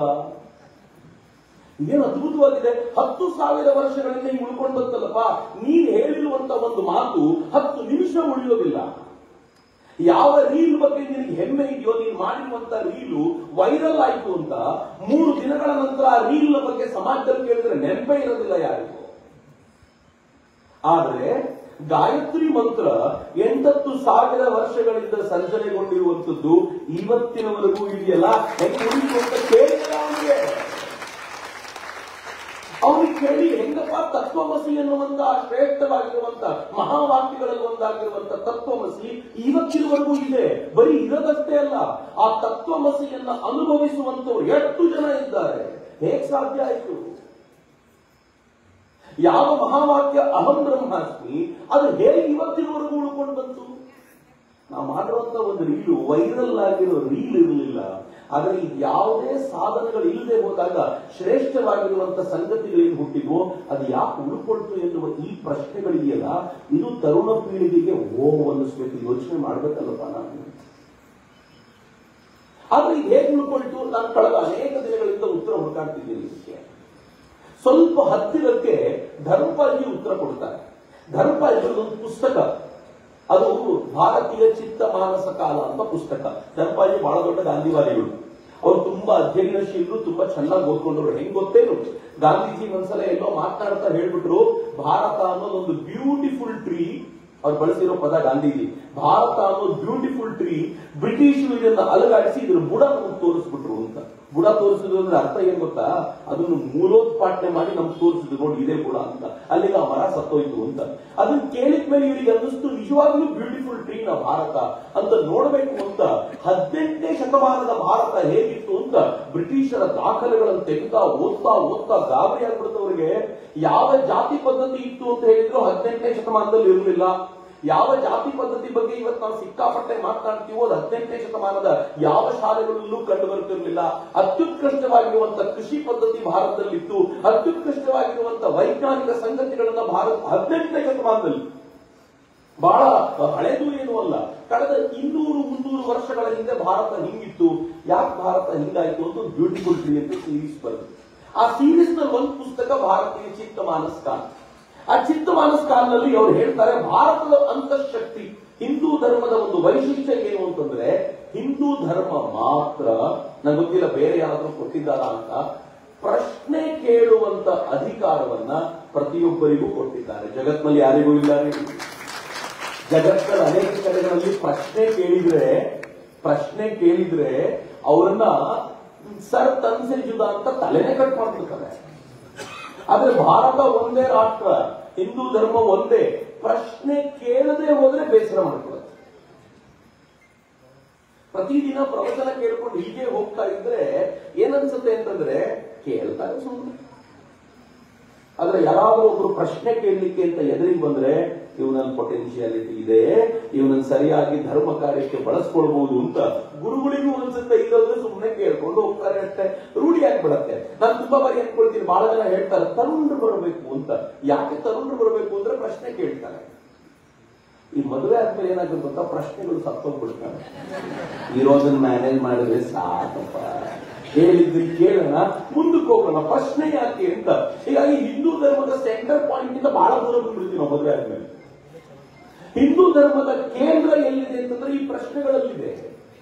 ಪ್ರಶ್ನೆಗಳು ಹೇಗೆ ಗೊತ್ತಾ? ಉಪನಿಷತ್ತು ಅನ್ನೋದೇ ಪ್ರಶ್ನೆಗಳ ಸಂಕೇತ. ಗುರುಗಳ ಜೊತೆಯಲ್ಲಿ ಕುಳಿತುಕೊಂಡು ಗುರುಗಳಿಗೆ ಪ್ರಶ್ನೆ ಹಾಕ್ತಾರೆ, ಗುರುಗಳು ಉತ್ತರಿಸ್ತಾ ಹೋಗ್ತಾರೆ. ಅದನ್ನು ಉಪನಿಷತ್ತು ಅಂತ ಕರೀತಾರೆ. ನಮ್ಮಲ್ಲೂ ಹೇಗಿದೆ ಅಂತಂದ್ರೆ ಉಪನಿಷತ್ತುಗಳು ಕೊಡುವಂತದ್ದು ಆರ್ಡಿನರಿ ಅಲ್ಲ. ಯಮನಿಗೆ ಹೋಗಿ ನಚಿಕೇತ ಪ್ರಶ್ನೆ ಕೇಳಿದ್ರೆ, ಯಾರು ನಚಿಕೇತ? ಒಬ್ಬ ಸಾಮಾನ್ಯವಾದ ಹುಡುಗ, 8-9 ವರ್ಷದ ಹುಡುಗ ಯಮನ ಮುಂದೆ ನಿಂತ್ಕೊಂಡು ಯಮನಿಗೆ ಪ್ರಶ್ನೆ ಕೇಳೋದು. ನಮ್ಗೆ ಯಮನ ಎದುರಿಗೆ ನಿಂತ್ಕೊಳ್ಳೋದೇ ಭಯ ಅನ್ನುವಂತಿರುವಾಗ ಒಬ್ಬ ಪುಟ್ಟ ಹುಡುಗ ಯಮನ ಮುಂದೆ ನಿಂತ್ಕೊಂಡು ಪ್ರಶ್ನೆ ಕೇಳ್ತಾನೆ, ಹುಟ್ಟೋಕ್ಕಿಂತ ಮುಂಚೆ ಎಲ್ಲಿದ್ದೆ, ಸತ್ ಮೇಲೆ ಎಲ್ಲಿಗೆ ಹೋಗ್ತೀನಿ ಹೇಳಿ ನನಗೆ. ಯಮ ಸಿಕ್ಕಾಪಟ್ಟೆ ಆಮಿಷಗಳನ್ನು ಒಡ್ಡಿದ, ಹೇಗಾದ್ರೂ ಮಾಡಿ ಡೈವರ್ಟ್ ಮಾಡ್ಬೇಕಲ್ಲ ಈ ಪ್ರಶ್ನೆಯಿಂದ. ನಿನಗೆ ನಾನು ಸಕಲ ಸಂಪತ್ತಿನ ಭಾಗ್ಯವನ್ನು ಕೊಡ್ತೀನಿ, ನೀನ್ ಕೇಳಿದ್ದನ್ನ ಕೊಡ್ತೀನಿ, 1000 ವರ್ಷಗಳ ಆಯಸ್ಸನ್ನ ಕೊಟ್ಟು ಅರ್ಧ ಭೂಮಂಡಲವನ್ನು ಕೊಡ್ತೀನಿ, ಆಳಿಕೊಂಡು ಹಾಯಾಗಿ ಅಂತ ಹೇಳಿದ. ನಚಿಕೇತ ಮುಂದೆ ಕೇಳಿದಂತೆ, ಆ 1000 ವರ್ಷ ಆದ್ಮೇಲೆ ಎಲ್ಲಿಗೆ ಹೋಗ್ತೀನಲ್ಲ ಅದು ಬೇಕು ನನಗೆ ಉತ್ತರ ಕೊಡು. ಏನ್ ಶ್ರದ್ಧೆ ನೋಡಿ, ಏನ್ ಅದ್ಭುತ. ನನಗೆ ಇಂಥ ಶ್ರದ್ಧಾವಂತರು ನೋಡಿದಾಗ ಬಹಳ ಖುಷಿ. ಆದ್ರೆ ಇವತ್ತು ಹೆಂಗಿದೆ ಗೊತ್ತಾ? ದಯವಿಟ್ಟು ಕ್ಷಮಿಸಿ ನನಗೆ ಈ ಮಾತನ್ನು ಹೇಳಿದ್ರೆ, ಇವತ್ತಿನ ನಮ್ಮ ಮಕ್ಕಳನ್ನ ನೋಡಬೇಕು ಶಾಲೆಗಳಿಗೆ ಹೋಗಿ ಹೇಗಾಗಿರ್ತಾರೆ ಅಂತಂದ್ರೆ, ಆ ಫ್ರಂಟಲ್ ಬ್ರೈನ್ ಅಂತ ಇರುತ್ತೆ, ಆಕ್ಟಿವಿಟಿ ಮಾಡಿಸುವಂತ ಬ್ರೈನ್, ಆಕ್ಟಿವೇ ಇರಲ್ಲ. ನಮ್ಮ ಬ್ರೈನ್ ಹೆಂಗಿರುತ್ತೆ ಗೊತ್ತಾ? ಬ್ರೈನ್ ಅಲ್ಲಿ ಮುಂದಿನ ಪಾರ್ಟ್ ಒಂದಿರುತ್ತೆ, ಫ್ರಂಟಲ್ ಬ್ರೈನ್ ಅಂತ ಕರೀತಾರೆ ಅದನ್ನ. ಅದು ಸಿಕ್ಕಾಪಟ್ಟೆ ಆಕ್ಟಿವಿಟಿ ಮಾಡ್ತದೆ, ಸುಮ್ಮನೆ ಕೂತ್ಕೊಳ್ಳಿ ಬಿಡಲ್ಲ. ಅದು ಪ್ರಶ್ನೆಗಳನ್ನು ಕೇಳಿಸುತ್ತೆ, ಅದೇನಾದ್ರೂ ಕೆಲಸ ಮಾಡಬೇಕು ಅನ್ನಿಸ್ತಿರುತ್ತೆ, ಅದು ಕ್ರಿಯೇಟಿವ್ ಯೋಚನೆಗೆ ಕಾರಣವಾಗುತ್ತೆ. ಬ್ರೈನಿನ ಪೂರ್ತಿ ಹಿಂದೆ ಮೆಡುಲ್ಲ ಅಬ್ಲಾಂಗೇಟ್ ಅಂತಿರುತ್ತೆ. ಅದು ಏನ್ ಮಾಡುತ್ತೆ ಅಂತಂದ್ರೆ, ಏನ್ ಅದರೊಳಗೆ ಬರದಿರುತ್ತೋ ಸೈಲೆಂಟ್ ಆಗೋದನ್ನ ಮಾಡ್ತಿರುತ್ತೆ. ನೀವು ಪ್ರತಿನಿತ್ಯ ಬೆಳಗ್ಗೆ 7 ಗಂಟೆಗೆ ಏಳಬೇಕು ಅಂತ ಅವನಿಗೊಂದು ರೂಢಿ ಮಾಡಿಸಿ, ಅವನು 7 ಗಂಟೆಗೆ ಏಳ್ತಾನಷ್ಟೇ, ಆಕ್ಟಿವಿಟಿ ಇರಲ್ಲ. ಈ ಫ್ರಂಟಲ್ ಬ್ರೈನ್ ಯಾವಾಗ ಹೋಗುತ್ತೆ ಅಂತ ನಾನು ಒಂದಷ್ಟು ನ್ಯೂರೋ ಸೈಂಟಿಸ್ಟ್ಗಳನ್ನು ಕೇಳಿದಾಗ ಅವ್ರು ಹೇಳಿದ್ರು, ಪದೇ ಪದೇ ಟಿವಿ ಯಾರು ನೋಡ್ತಾರೋ, ವಿಡಿಯೋ ಗೇಮ್ಗಳ ಮುಂದೆ, ನಾನು ತಮಾಷೆ ಮಾಡ್ತಿಲ್ಲ, ವಿಡಿಯೋ ಗೇಮ್ಗಳ ಮುಂದೆ ಯಾರು ಕೂತಿರ್ತಾರೋ, ಮೊಬೈಲ್ ನಲ್ಲಿ ಮ್ಯಾಕ್ಸಿಮಮ್ ಟೈಮ್ ಯಾರು ಕಳೀತಾರೋ ಅವ್ರ ಫ್ರಂಟಲ್ ಬ್ರೈನ್ ವೀಕ್ ಆಗಿಬಿಡುತ್ತೆ, ಅವ್ರ ಆಕ್ಟಿವಿಟಿನೇ ಇರಲ್ಲ ಅಂತ. ನಾನು ಇತ್ತೀಚಿನ ದಿನಗಳಲ್ಲಿ ಶಾಲೆಗಳಿಗೆ ಹೋಗಿ ನೋಡ್ತೀನಿ. ನಾನು ಇದನ್ನು ಕೂಡ ತುಂಬಾ ಗಂಭೀರವಾಗಿ ಗಮನಿಸಿದ್ದೀನಿ, ಗೊತ್ತಿಲ್ಲ ನನಗೆ ಎಲ್ಲರೂ ಗಮನಿಸಿದ್ದೇನೋ. ಕರೋನಾ ಆದ ನಂತರ ನಮ್ಮ ಮಕ್ಕಳು ಟೋಟಲಿ ಡಲ್ ಆಗಿದ್ದಾರೆ. ನಾನು ಮೊದಲೆಲ್ಲ ಸ್ಕೂಲಿಗೆ ಹೋದ್ರೆ ನಮ್ಮ ಟೀಚರ್ ಹೇಳ್ತಿದ್ರು, ಸರ್ ಸ್ವಾತಂತ್ರ್ಯದ ಕಥೆಗಳನ್ನು ಹೇಳಿ ಸರ್ ಅವರಿಗೆ ಅಂತ. ನಂಗೂ ಬಹಳ ಖುಷಿಯಾಗೋದು ಸ್ವಾತಂತ್ರ್ಯದ ಕಥೆಗಳನ್ನು ಹೇಳಿ. ಈಗ ಏನ್ ಹೇಳ್ತಾರೆ ಗೊತ್ತಾ ಟೀಚರ್ಗಳು, ಸರ್ ಒಂದು 20 ನಿಮಿಷ ಕಾನ್ಸಂಟ್ರೇಷನ್ ಮಾಡೋದು ಹೆಂಗೆ ಅಂತ ಅವ್ರಿಗೆ ಹೇಳ್ಕೊಡಿ ಸರ್. ನಮ್ಮ ಮಕ್ಕಳು ಆ ಕಾನ್ಸಂಟ್ರೇಷನ್ ಇಲ್ಲ. ನಾನು ಅನೇಕ ಶಾಲೆಗಳಿಗೆ ಹೋದಾಗ ಬಿಕಾಸ್ ಮೊಬೈಲ್ ಅಷ್ಟವನ್ನ ಹಿಡ್ಕೊಂಡು ಕೂತ್ಬಿಟ್ಟಿದೆ, ಮತ್ತೆ ಪ್ರಶ್ನೆ ಕೇಳೋದು ಎಲ್ಲಿಂದ. ನಾನು ಹೈಸ್ಕೂಲಿಗೆ ಹೋಗಿದ್ದೆ ಕಳೆದ ಕೆಲವಾರು ದಿನಗಳ ಹಿಂದೆ, ಎಲ್ಲಿ ಅಂತ ನಾನು ಹೇಳೋದಿಲ್ಲ, ಅವ್ರೇನಾದ್ರೂ ಇದು ನೋಡಿದ್ರೆ ಬಹಳ ಕಷ್ಟ. ಅಲ್ಲಿನ ಮಕ್ಕಳನ್ನ ಕೂರಿಸ್ಕೊಂಡು ಸುಮ್ಮನೆ ಒಂದು ಪ್ರಶ್ನೆ ಕೇಳಿದೆ ನಾನು. ಅವರು ನಗ್ತಾ ಇಲ್ಲ, ಮಾತನಾಡ್ತಾ ಇಲ್ಲ ಅನ್ನೋ ಕಾರಣಕ್ಕೆ ಒಂದು ಪ್ರಶ್ನೆ ಕೇಳಿದೆ. ಪ್ರಶ್ನೆ ಏನಿತ್ತು ಗೊತ್ತಾ? ನಿಮ್ ಜೀವನದ ಗುರಿ ಏನು ಅಂತ ಮಾತಾಡ್ತಾರ ಅಂತ.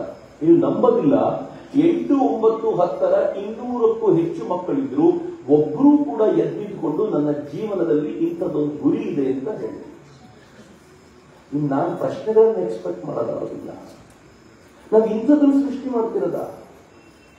ಮಿತ್ರ, ಹಿಂದೂ ಧರ್ಮದ ಚಿಂತನೆ ಹೆಂಗಿತ್ತು ಅಂತಂದ್ರೆ, ಆ ಬಾಲಕ ನಿಂತ್ಕೊಂಡು ಯಮನಿಗೆ ಪ್ರಶ್ನೆ ಮಾಡ್ತಾನೆ, ನಿಂಗೆ ಕೊಡ್ಲಿಕ್ಕಾದ್ರೆ ಕೊಡು, ಹೇಳಲಿಕ್ಕಾದ್ರೆ ಹೇಳು, ಈ ವರ ಕೊಡ್ಲಿಕ್ಕೆ ಆಗಲ್ಲ ಅಂತ ಹೇಳಿ ಪರವಾಗಿಲ್ಲ ವಾಪಸ್ ಹೋಗ್ತೀನಿ.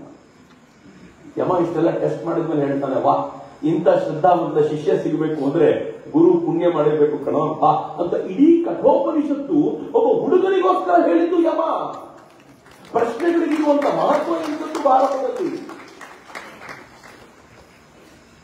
ಭಾರತದಲ್ಲಿ ಪ್ರಶ್ನೆಗಳ ಮಹತ್ವ ಎಂತದ್ದು ಅಂತಂದ್ರೆ, ಉದ್ದಾಲಕ ಮತ್ತು ಶ್ವೇತಕೇತುವಿನ ನಡುವಿನ ಸಂಭಾಷಣೆ ಈ ದೇಶಕ್ಕೊಂದು ಮಹತ್ ವಾಕ್ಯವನ್ನು ಕೊಡ್ತು ಜಗತ್ತಿಗೆ. ಈ ದೇಶದ ವೈಶಿಷ್ಟ್ಯ ಏನು ಅಂತಂದ್ರೆ, ಪ್ರಶ್ನೆಗಳ ಆಧಾರದ ಮೇಲೆ ಪಂಚಕೋಶೀಯ ವ್ಯವಸ್ಥೆಗಳನ್ನು ನಾವು ಕಲ್ಪನೆ ಮಾಡಿಕೊಂಡ್ವಿ. ನಾನು ದೇಹವಲ್ಲ, ನಾನು ಪ್ರಾಣವಲ್ಲ, ನಾನು ಮನಸ್ಸಲ್ಲ, ನಾನು ಬುದ್ಧಿಯಲ್ಲ, ಆನಂದಮಯವಾಗಿರುವವನು ನಾನು ಎನ್ನುವಂತ ಅಂತರಂಗದ ದಿಕ್ಕಿನಲ್ಲಿ ಹೋಗಬಲ್ಲಂತ ಒಂದು ಶ್ರೇಷ್ಠ ಚಿಂತನೆಗೆ ಭಾರತಕ್ಕೆ ಈ ಕೊಡುಗೆಯನ್ನು ಕೊಟ್ಟಿದ್ದು ಯಾರು ಅಂತಂದ್ರೆ ಪ್ರಶ್ನೆ ಕೇಳುವಂತವರು. ಪ್ರಶ್ನೆ ಕೇಳದೆ ಹೋಗಿದ್ರೆ ಇರಲಿಲ್ಲ. ಭಾರತ ಇದನ್ನು ಯಾವತ್ತೂ ಧಿಕ್ಕರಿಸಲಿಲ್ಲ. ಹಾಗಂತ ಬರೀ ಉಪನಿಷತ್ ಕಾಲದಲ್ಲಿ ಅಂತ ತಿಳ್ಕೊಳ್ಬೇಡಿ. ಬುದ್ಧ ಪ್ರಶ್ನೆ ಕೇಳಿದ, ಹೆಂಗಿತ್ತು ಗೊತ್ತೇ? ಪ್ರಶ್ನೆಗಳನ್ನ ಕೇಳುವ, ಅದಕ್ಕೆ ಉತ್ತರವನ್ನು ಹುಡುಕುವ ಕ್ಯೂರಿಯಾಸಿಟಿ ಹುಟ್ಟಿಸ್ಲಿಲ್ಲ ಅಂತಂದ್ರೆ ಯಾವಾಗ ಬೌದ್ಧ ಮತ ಬಂದಾಗ ಏನೇನು ಪ್ರಾಬ್ಲಮ್ ಆಗಿತ್ತೋ ಅದೇ ಪ್ರಾಬ್ಲಮ್ ವಾಪಸ್ ಬರುತ್ತೆ. ಆ ಕಾರಣ ಹೇಳ್ತಿದ್ದೀನಿ. ಬುದ್ಧ ಈ ನಾಡಿನಲ್ಲಿ ತಿರುಗಾಡುವಾಗ ಏನ್ ಮಾಡಿದ ಗೊತ್ತಾ? ನಮ್ಮ ತರುಣರನ್ನು ಕೂರಿಸ್ಕೊಂಡು ಒಂದಷ್ಟು ಪ್ರಶ್ನೆಗಳನ್ನ ಅವ್ರ ತಲೆಗೆ ತುಂಬಲಿಕ್ಕೆ ಶುರು ಮಾಡಿದ. ಆ ಪ್ರಶ್ನೆಗಳನ್ನು ಕೇಳಿದಾಗ ಆ ತರುಣರಿಗೆ ಉತ್ತರ ಕೊಡ್ಲಿಕ್ಕೆ ಆಗ್ಲಿಲ್ಲ. ಉತ್ತರ ಕೊಡ್ಲಿಕ್ಕೆ ಆಗದೆ ಹೋದಾಗ ಅವರಿಗೆ ಬುದ್ಧ ಬಹಳ ಗ್ರೇಟು ಅನ್ನಿಸ್ತು. ಎಲ್ಲರೂ ವೈದಿಕ ಪಂಥವನ್ನ ಬಿಟ್ಟು ಬುದ್ಧನ ಹಿಂದೆ ಹೋದ್ರು. ಹೇಗೆ ಹೋದ್ರು? ವೈದಿಕ ಪಂಥವೇ ಖಾಲಿಯಾಗ್ಬಿಡುತ್ತೆ ಅನ್ನೋ ಹೆದರಿಕೆ ಬಂದ್ಬಿಡ್ತು. ತರುಣರು ಇಲ್ಲ, ಎಲ್ಲರೂ ಆ ಕಡೆ ಧಾವಿಸ್ತಾ ಇದ್ದಾರೆ. ಯಾಕೆ ಅಂತಂದ್ರೆ ಅವರುಗಳಲ್ಲಿ ಆಲೋಚನಾ ಶಕ್ತಿಯನ್ನ ಉತ್ಪಾದಿಸುವಂತ ಸಾಮರ್ಥ್ಯವನ್ನ ನಾವು ಬಿಟ್ಟಿರಲಿಲ್ಲ. ಈಗಲೂ ಏನಾದರೂ ಎಡವಟ್ ಮಾಡಿಕೊಂಡ್ರೆ ಇಂಥದ್ದೇ ಪರಿಸ್ಥಿತಿ ಬಂದ್ಬಿಡತ್ತೆ ಅನ್ನೋ ಆತಂಕ ನನಗೆ. ಆದ್ರೆ ಆಮೇಲಿನ ಆಶ್ಚರ್ಯ ಏನು ಗೊತ್ತಾ? ಆಚಾರ್ಯ ಶಂಕರರು ಬಂದರು ಬುದ್ಧನ ಬಹುಕಾಲದ ನಂತರ. ಬಂದವರು ಮತ್ತೆ ಅದೇ ದಿಕ್ಕಲ್ಲಿ ಹೋಗ್ತಾ ಇವರೊಂದಷ್ಟು ಹೊಸ ಪ್ರಶ್ನೆಗಳನ್ನು ಹಾಕಿದ್ರು. ಈ ಪ್ರಶ್ನೆಗಳಿಗೆ ಉತ್ತರ ಸಿಗಲಿಲ್ಲ ಅಂತಂದಾಗ ಈ ಹುಡುಗರು ಸೈಲೆಂಟ್ ಆಗಿ ಆಚಾರ್ಯ ಶಂಕರನಿಂದ ಬಂದ್ರು. ವೈದಿಕ ಮತದ ಹಿಂದೆ ವಾಪಸ್ ಬರ್ಲಿಕ್ಕೆ ಸಾಧ್ಯ ಆಗಿತ್ತು ಅಂತ ನಾವು ಯೋಚನೆ ಮಾಡಿದಾಗ ಏನ್ ಅದ್ಭುತ ಅನ್ಸುತ್ತೆ ಅಂತಂದ್ರೆ, ಈ ಪ್ರಶ್ನೆ ಕೇಳುವಂತ ವಿಧಾನ ಇದೆಯಲ್ಲ, ಇದು ಎಲ್ಲಿದೆ ಅಂತಂದ್ರೆ ಇದು ಭಾರತದಲ್ಲಿ ಹಿಂದೂ ಧರ್ಮದಲ್ಲಿ ಮಾತ್ರ ಇದೆ. ಇತಿಹಾಸದ ಕಾಲಘಟ್ಟದಲ್ಲೂ ನಾವು ನೋಡ್ತೀವಿ. ಪ್ರಶ್ನೆ ಕೇಳುವಂತ ಈ ಸಂಪ್ರದಾಯ ಯಾವತ್ ನಮ್ಮಲ್ಲಿ ಹೋಯಿತು ಅಂತಂದ್ರೆ ಇಸ್ಲಾಮಿನ ಆಕ್ರಮಣ ಯಾವಾಗ ಆಯ್ತೋ ಅವ್ರು ಪ್ರಶ್ನೆ ಕೇಳಬಾರದು ಅಂತ ಆಯ್ತು. ಪ್ರಶ್ನೆ ಕೇಳಬಾರದು ಅನ್ನೋದು ಎಲ್ಲಿವರೆಗೂ ಬಂತು ಗೊತ್ತಾ? ನಾವಂತೂ ಹೆಂಗ್ ಆಗ್ಬಿಟ್ಟಿದೀವಿ ಅಂತಂದ್ರೆ ನಮ್ದನ್ನು ಓದ್ಕೊಂಡಿಲ್ಲ, ಹೀಗಾಗಿ ಬೇರೆಯವ್ರನ್ನೂ ಓದಬೇಡಿ. ನಾನು ತುಂಬಾ ಜನ ಮಾತನಾಡುವಾಗ ಕೇಳ್ತೀನಿ, ಎಲ್ಲ ಧರ್ಮಗಳು ಒಂದನ್ನೇ ಬೋಧಿಸುತ್ತವೆ. ನಾನು ಅವ್ರನ್ನ ಕೇಳೋದು, ಯಾವ್ಯಾವ ಧರ್ಮ ಓದಿದ್ದೀರಾ? ಭಗವದ್ಗೀತೆ ಓದಿದ್ದೀರಾ? ಸ್ವಲ್ಪ ಮಟ್ಟಿಗೆ ಬಹಳ ಜನ ಹೂ ಅಂತಾರೆ. ಕುರಾನ್ ಓದಿದ್ದೀರಾ? ಇಲ್ಲ. ಬೈಬಲ್ ಓದಿದ್ದೀರಾ? ಇಲ್ಲ. ಮತ್ತೆಲ್ಲವೂ ಒಂದೇ ಬೋಧಿಸುತ್ತೆ ಅಂತ ಹೆಂಗ್ ಗೊತ್ತು? ಅವ್ರದ್ದು ಎಲ್ಲ ಧರ್ಮ ಒಳ್ಳೇದನ್ನೇ ಹೇಳ್ತಾವಲ್ಲ, ಹೆಂಗ್ ಗೊತ್ತು ನಿಮ್ಗೆ? ನೀವು ಏನನ್ನೂ ನೋಡದೆ ಒಂದು ದಿನ ಕುರಾನ್ ಅನ್ನ ತೆಗಿದೆ, ಒಂದು ದಿನ ಬೈಬಲ್ ಅನ್ನ ತೆಗಿದೆ, ಎಲ್ಲವೂ ಒಂದನ್ನೇ ಹೇಳುತ್ತೆ, ಹೆಂಗ್ ಹೇಳ್ತೀರಾ? ನಾನು ಕುರಾನ್ ಏನ್ ಹೇಳುತ್ತೆ, ಬೈಬಲ್ ಏನ್ ಹೇಳುತ್ತೆ ಅಂತ ಈ ಹೇಳಲಿಕ್ಕೆ ನಿಂತಿಲ್ಲ. ನಿಮ್ಗೆ ಅದಗತ್ಯ ಇಲ್ಲ, ನಮ್ಗಿಲ್ಲ. ಆದರೆ ನಾವು ಈ ತುಲನಾತ್ಮಕ ಅಧ್ಯಯನವನ್ನು ಮಾಡದೆ ಹೋದ್ರೆ ಹೇಗೆ? ಇಸ್ಲಾಂ ಆಕ್ರಮಣಕಾರಿಗಳಾಗಿ ಬಂದಾಗ ನಮ್ಮ ಪರಿಸ್ಥಿತಿ ಹೆಂಗಾಯ್ತು ಗೊತ್ತಾ? ಆ ಆಕ್ರಮಣಕಾರಿಗಳ ನಡುವೆ ನಮ್ಮ ಹಿಂದೂ ಧರ್ಮವನ್ನು ಉಳಿಸಿಕೊಂಡ್ರೆ ಸಾಕಾಗೋಗಿತ್ತು ನಮ್ಗೆ. ಅತ್ಯಂತ ಗಂಭೀರವಾದ ಪ್ರಮಾಣದಲ್ಲಿ ನಾವು ಒಳಗೆ ಸೇರ್ಕೊಂಡ್ಬಿಟ್ವಿ, ನಮ್ಮನ್ನು ನಾವು ಕಾಪಾಡಿಕೊಳ್ಳುವಂತ ಪ್ರಯತ್ನ ಮಾಡಿದ್ವಿ. ಆದ್ರೆ ಅದರ ನಡುವೆ ಒಂದು ಗಂಭೀರವಾಗಿರುವಂತ ಸಿಂಹ ಎದ್ದು ಬಂತು. ಅದನ್ನು ಆಚಾರ್ಯ ದಯಾನಂದರು ಅಂತ ಕರೀತಾರೆ. ಬಹಳ ಜನರಿಗೆ ಅವ್ರ ಹೆಸರು ಕೇಳಿಲ್ಲ. ಸ್ಕೂಲ್ ನಲ್ಲಿ ಒಂದು ಸಾಲು ಬಂದಿರುತ್ತೆ, ದಯಾನಂದ ಸರಸ್ವತಿ ಅವರು ಆರ್ಯ ಸಮಾಜವನ್ನ ಸ್ಥಾಪಿಸಿದ್ರು. ಬರೀ ಆರ್ಯ ಸಮಾಜ ಸ್ಥಾಪಿಸಿದಲ್ಲ, ದಯಾನಂದರು ಪ್ರಶ್ನೆ ಕೇಳುವಂತ ಈ ಚಿಂತನೆಯನ್ನ ವಾಪಸ್ ತಂದ್ರು. ಹೆಂಗ್ ತಂದ್ರು ಅಂತಂದ್ರೆ ಅವರು ಇಸ್ಲಾಂನ, ಕ್ರಿಶ್ಚಿಯಾನಿಟಿಯನ್ನ, ಯಹೂದ್ಯರನ್ನ, ಕೊನೆಗೆ ಹಿಂದೂ ಧರ್ಮದ ಭಿನ್ನ ಭಿನ್ನ ಪಂಥಗಳನ್ನು ಕೂಡ ಅದರಲ್ಲಿ ಸೇರ್ಕೊಂಡಿರುವಂತ ಎಲ್ಲ ಕೆಡುಕುಗಳ ಕುರಿತಂತೆ ಪ್ರಶ್ನೆ ಹೆಂಗ್ ಮಾಡಿದ್ರು ಅಂದ್ರೆ ಉತ್ತರ ಕೊಡ್ಲಿಕ್ಕಂದ್ರೆ ಒದ್ದಾಡ್ತಿದ್ರು ಜನ. ವಿವೇಕಾನಂದರ ಬಗ್ಗೆ ಬರೆದಿರೋ ಪುಸ್ತಕದಲ್ಲಿ ಕುವೆಂಪು ಹೇಳ್ತಾರೆ, ಈ ದಯಾನಂದ ಬೀಸಿದ ಗದೆಗೆ, ಎಷ್ಟು ಚೆನ್ನಾಗಿದೆ ನೋಡಿ, ದಯಾನಂದ ಬೀಸಿದ ಗದೆಗೆ ಹೊರಗಡೆಯ ಮತಗಳು ಪುಡಿಯಾಗೋದಿರ್ಲಿ, ಒಳಗಡೆ ಮತಗಳು ನಡಗಿಬಿಟ್ಟು ಒಂದ್ಸಲ ಅಂತ ಹಂಗ ಬೀಸಿದ್ರು ಅಂತ. ಸೊ ಆ ಪರಿ ಪ್ರಶ್ನೆ ಕೇಳಿದ್ರು. ಆದ್ರೆ ಆಶ್ಚರ್ಯ ಏನ್ ಗೊತ್ತಾ?